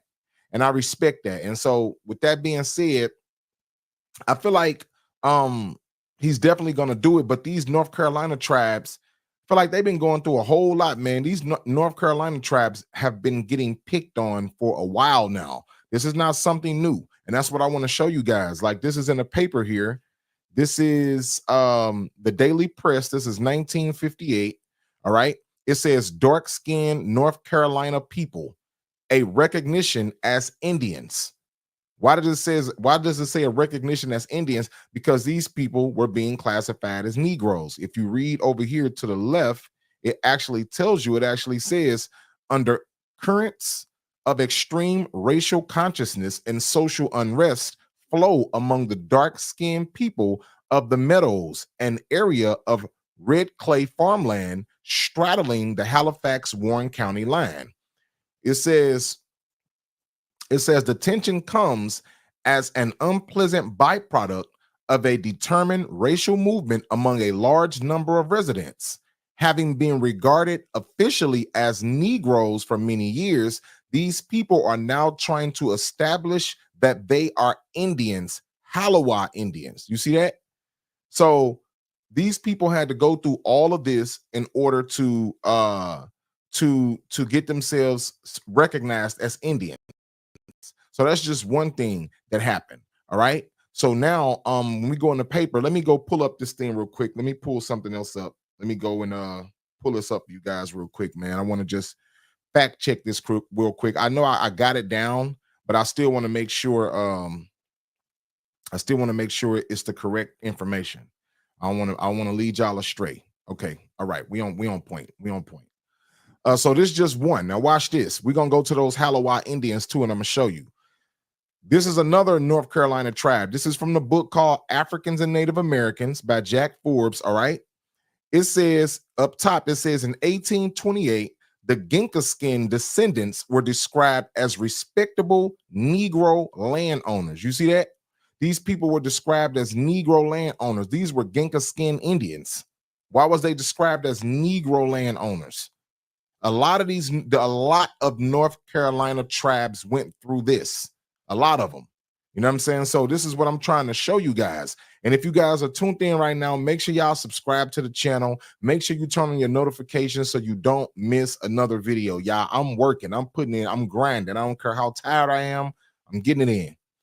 It says, this episode reminds one of Young's attack upon the Caribs of St. Vincent in 1795, and also of more recent attempts to allot and acquire Indian lands. A similar attack took place upon the Pamunkey Mattapani in 1843, which failed against the Nottoway from 1830 to 1878, which succeeded.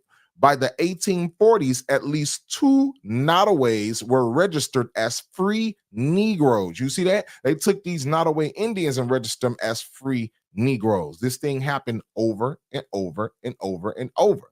And that's what y'all got to realize. It happened over and over and over. This is not something that's just, we're talking about these Lumbee Indians that I was mentioning in my first videos. These people deserve recognition. And for a lot of y'all out there that get behind her and say, oh, these Indians and they Mongoloids and this and that, and blah, blah, blah. Listen, don't disrespect people's culture, man. Don't do that. Like, these people deserve this. We know everybody, you know what I'm saying? People mixed over time, but these people deserve recognition. All right. That's without a shadow of a doubt. All right, now watch this. This is the Halawa Indians they was referring to. Remember, I brought this out before. Remember, I brought this out. I was the first one to bring this out about this Jet magazine. It says Negroes who want to be Indians.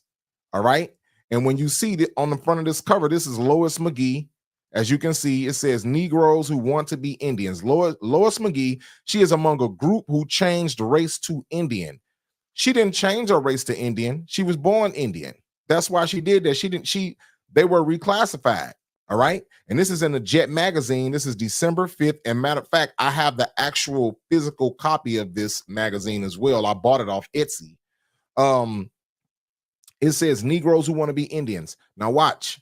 It says Halawa Indians assigned to Negro school in North Carolina. You see that? It says about 104 Hollister, North Carolina pupils who asked the Halifax County School Board to assign them to a school for Halawa Indians were assigned to a Negro school for the coming year. You see that? So they took these Halawa Indians and assigned them to a Negro school. Why? Because they look like Negroes.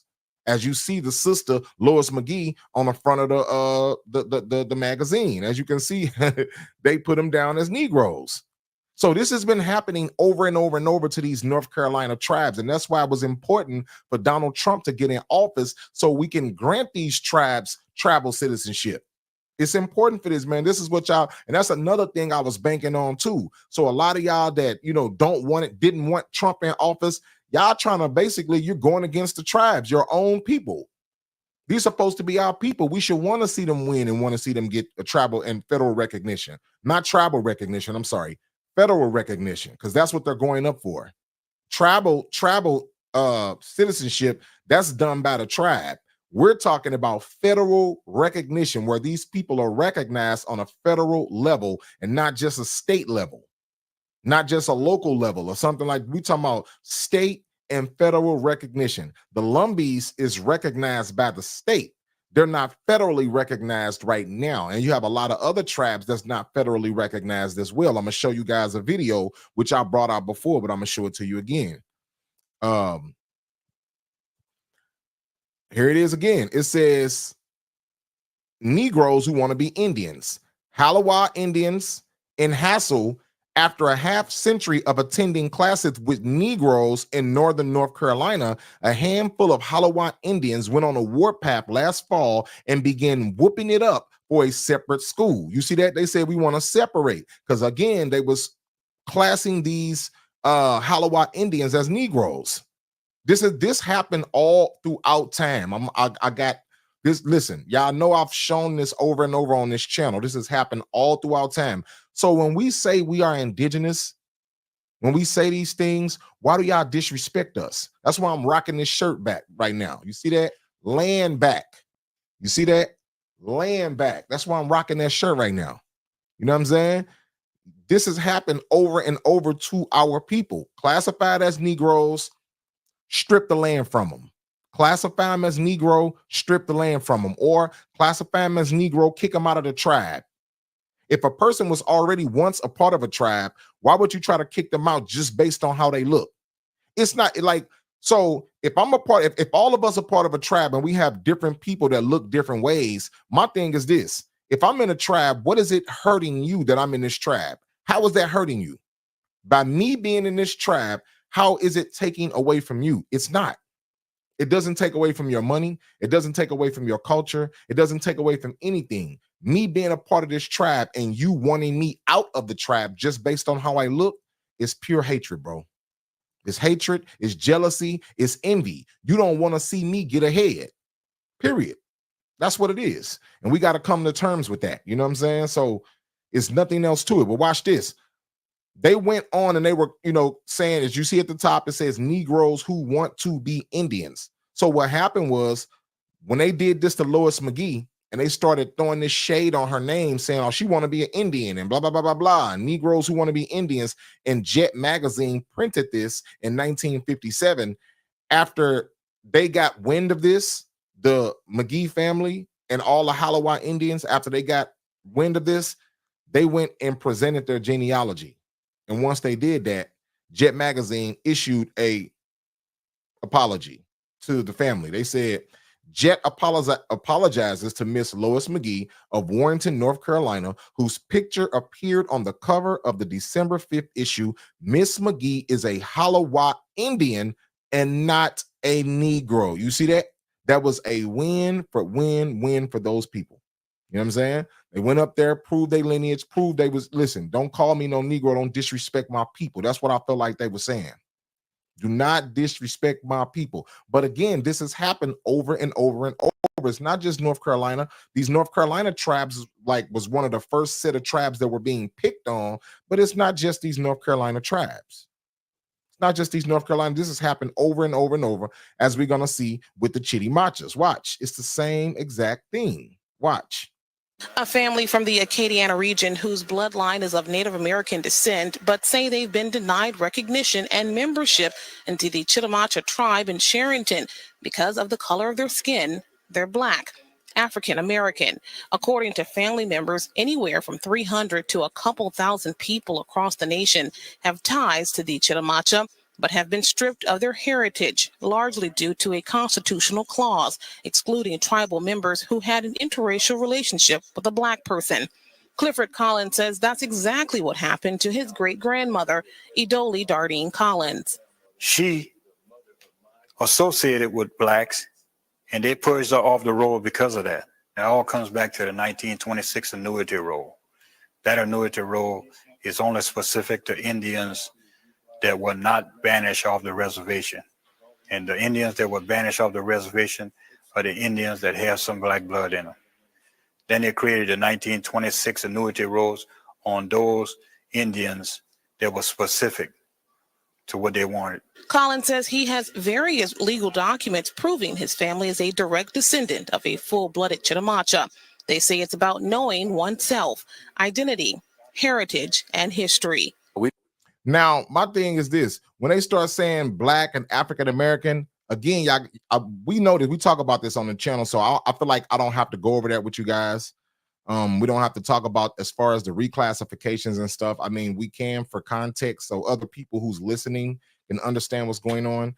We know that people who were you call African Americans or Black Americans were reclassified as Negro, colored, Afro-American, mulatto, all these different terms. So my thing is, when they say that, you got to understand what time period this was. This was back, and during this time, this was back in the early 90s.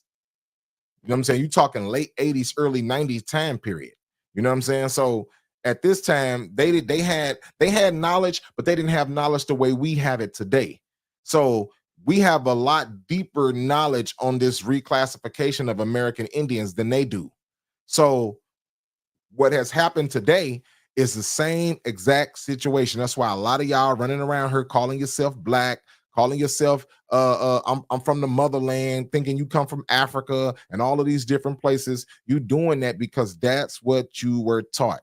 And 9 times out of 10, if you go do your genealogy, you're gonna find out you don't come from Africa at all. Some of y'all might come from Europe. Some of y'all might be Black Europeans. A lot of y'all gonna be indigenous. A whole lot of y'all gonna be indigenous. Some of y'all may have some African ancestors, but it's very thin, very, very thin. And a lot of the people that I've traced who does it, an African person pops up on their tree, we can never find any like definite records to say that this person is actually from West Africa, because 9 times out of 10, once we find it and we go do further research, they 9 times out of 10 was born in America.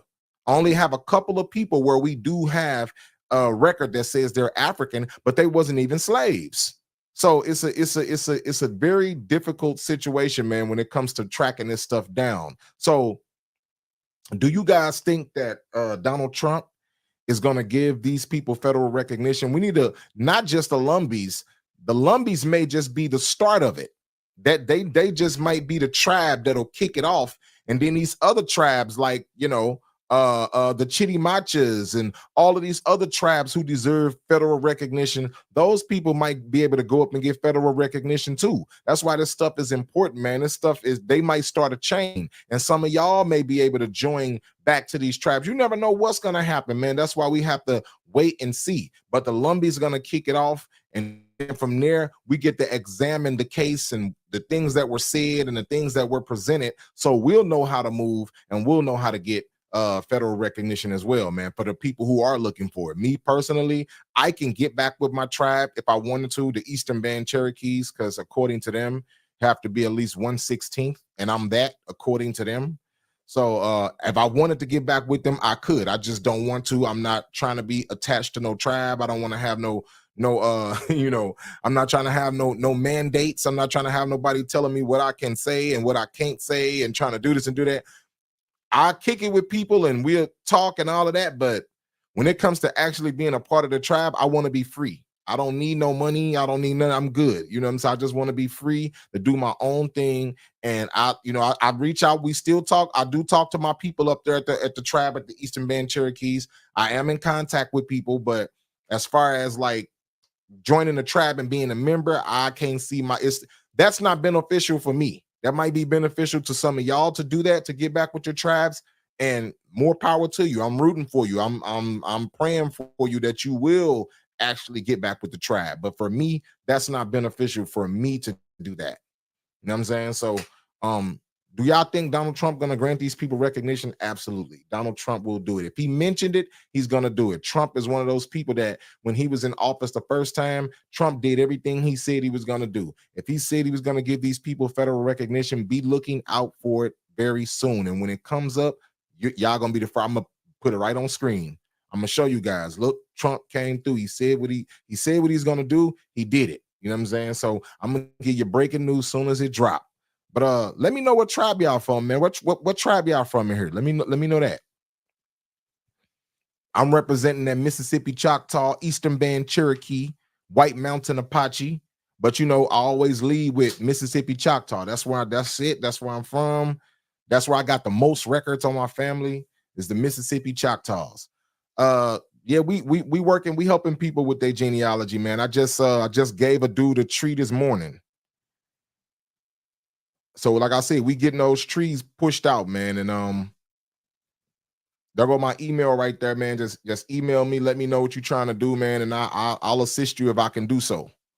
You know what I'm saying? Yeah, but we working, man, right now. Like I said, man, we pushing these things out, and yeah, man. So like I said, says also Trump never once talked about granting Black Indians tribe recognition. When did he talk about that? Well, you gotta go listen to my first video. Go through my videos and go back through my my other videos, and you'll see what I'm talking about. Yeah, Muskogee Creek, Amani the Diva. What's up, sister? How you doing? Muskogee Creek, okay. Choctaw, Cherokee, Tuscaroras, okay. All right, Uchee Indians, okay. Mississippi Choctaws and Cherokees. All right, family. All right. Okay, so we got all family in here, man. Yeah, man, that's what's up, man. For real, like this is what I'm saying, man. Like, and then another thing too, man, is like, for real, like we got to come together on outside of this YouTube stuff. You know what I'm saying? So, and who at the top, Kanik, whatever your name is, listen, don't worry about what I am. What are you? Who said you can't be both? You don't know the history. You don't know no history. So I think you need to go to another channel, because this channel might not be for you, sis. This channel might not be for you. You don't know the history. If you saying that, you don't know no history. So, you know, you're ignorant. So you need to go do a little reading and studying, and then you'll get some understanding. But you don't even have to do that, because I got videos on this channel that will properly educate you. So yeah, man, we got a whole bunch of people, man. Yeah, man, my email is in the chat, man. Look, my email is in the chat. And guess what? I sent out I sent out that information from yesterday. I sent out that information to some of y'all. I gotta send it out to the rest of y'all. I sent that packet I was talking about yesterday. I sent it out. A lot of y'all got it. I gotta finish sending, because I got a whole bunch of emails right after that. I got, man, at least 200 emails, bro, for this paperwork. So I'm gonna send it out. Yamasi or Yamasi. Yeah, man. What's up, man? Y'all family too, man. What's up? Hey, it's coming, bro. Yeah, man. We trying to listen, man. We trying to get our people. We don't care about what nobody talking about. We don't care about what nobody talking about, man. We trying to get our people right. And yeah, I got some people, man. I got some people that, and see, look, that's another thing too, man. That's another thing why this politics stuff is so important for us, man. We got to get into these positions where we can actually make things happen. We need somebody. We need a voice. We need a voice inside the White House, inside these places, Congress, the Senate. We need a voice, man. We need people that's there that can say, hey, these people deserve this because these are these people. We need a voice in there. And that's why politics is so important to me. I don't know about nobody else, but to me, politics is very important, because we need a voice. We need somebody that can go in there and say, look, because a lot of times, a lot of people just don't know the full history. Once people start seeing it and we can say, look, this is what happened. Here's the evidence. And this is what we're trying to accomplish. I mean, you don't know what's going to happen. Y'all sit back and y'all being negative with all that negative energy. Oh, man, and this and that. Y'all just butthurt because Kamala Harris lost. Y'all undercover Democrats. So y'all just mad because Kamala Harris she lost. She got smashed. That's it. Just take the L. You know, just take the L. She lost. She got smashed, bro. It was fair and square. Y'all didn't say that when Trump said, when he was at his headquarters, when they said, if you lose this election, will you just walk away peacefully? He said, yeah, if it's a fair and square election, I'll walk away. I'll take the defeat. Trump took it like a man. He took it on the chin. But now that Kamala Harris got smashed, now y'all mad. Y'all got all these excuses. She don't want to concede. It's all these other things. Listen, man, she got to get up out of there. She's fired. And a lot of y'all, that's all of these so-called black celebrities, Beyonce, Cardi B, J-Lo, whoever, everybody that endorsed these people, that endorsed this wickedness, we need to fire them too. They are officially fired, period, because y'all trying to stop our people from getting recognition too. I thought about all that. I said, man, you know what? If this lady win, all of them things that Donald Trump promised these tribes is not going to happen. That's not going to happen, because he talked about it in 2020. Right before the 2020 election, he talked about giving the Lumbees federal recognition, but he never ended up getting in office. Now that he's in there, I promise you, Donald Trump gonna hold up his end. Watch, and when he do, I'm gonna be the first to put it on screen and say, I told y'all he was gonna do what he said he was gonna do. He gave them people federal recognition, and they deserve it. So y'all need to be like, listen, all the people that tried to go against us, we need to fire all of them. Beyonce, Glorilla, Cardi B, who else was up there? Usher, everybody, Steve Harvey, Oprah Winfrey, all of them need to be fired. We do not need to support these people, man. These people went against us, man. They know these people know we are Republicans naturally. They know we are conservative naturally. They know this, man. They went against our people, bro, and we need to fire these people. We do not need to support these people under no circumstance at all. No support. We're not going to your shows. I don't listen to that type of music anyway, but we're not going to your shows. We're not supporting your music. We're not downloading your streams. We're not doing none of that. We're not watching your movies. None of that. All these people, we're not coming back to y'all church no more. All these mega church pastors who endorsed Kamala Harris because they was endorsing that wickedness. We don't need to support these people at all, period. We need to completely cut these people off and stop dealing with these people at all. Because them people, what they did was they showed us their hand. They showed us their true character. That's what they did. That's why the scripture says, if thou wouldest get a friend, prove him first and be not hasty to credit him. You prove somebody. Those people proved who they were. They showed it right there by endorsing Kamala Harris. And I don't care if y'all say, well, I just did it for a chick. No, you have to have morals. All money is not good money. Sometimes you got to say, you know what? I know that's a nice chick, but just for my moral sake, and just for my, you know what I'm saying? Just for my moral sake and just for what I stand for, I can't do this. All money ain't good money. Sometimes, you know what I'm saying? Money. And that's why, like I said, I will say this, Satan, you tried. Satan, you tried. You tried to do it. It almost worked, but it didn't work. It didn't work. The Most High was not allowing that. And the Most High, because the Most High understood that woman was going, this, if you think the LBGT stuff and the murdering of babies and all, if you think all that stuff is bad now, if that woman would have got in there, it would have been Sodom and Gomorrah all over this country. You would have seen, it would have been horrible. The Most High, understand the Most High, the Great Spirit is in control. Everything that has happened was the Great Spirit. So make sure y'all understand. And so all of y'all sitting right there butt hurting, oh, Kamala Harris, she lost, and blah, blah, blah. The Most High did that. The Most High all out there, because you can't listen. You mean to tell me after all these endorsements, you had Beyonce went out there to campaign for you and you still lost?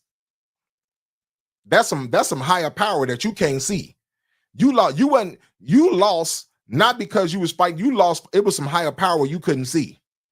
You was fighting against a power that you didn't even know existed.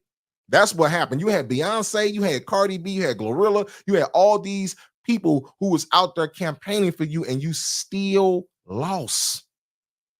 The Most High was involved in that. Understand that. I don't care what y'all talking about. The Most High was involved in that. Understand that. So that's what y'all got to realize, man.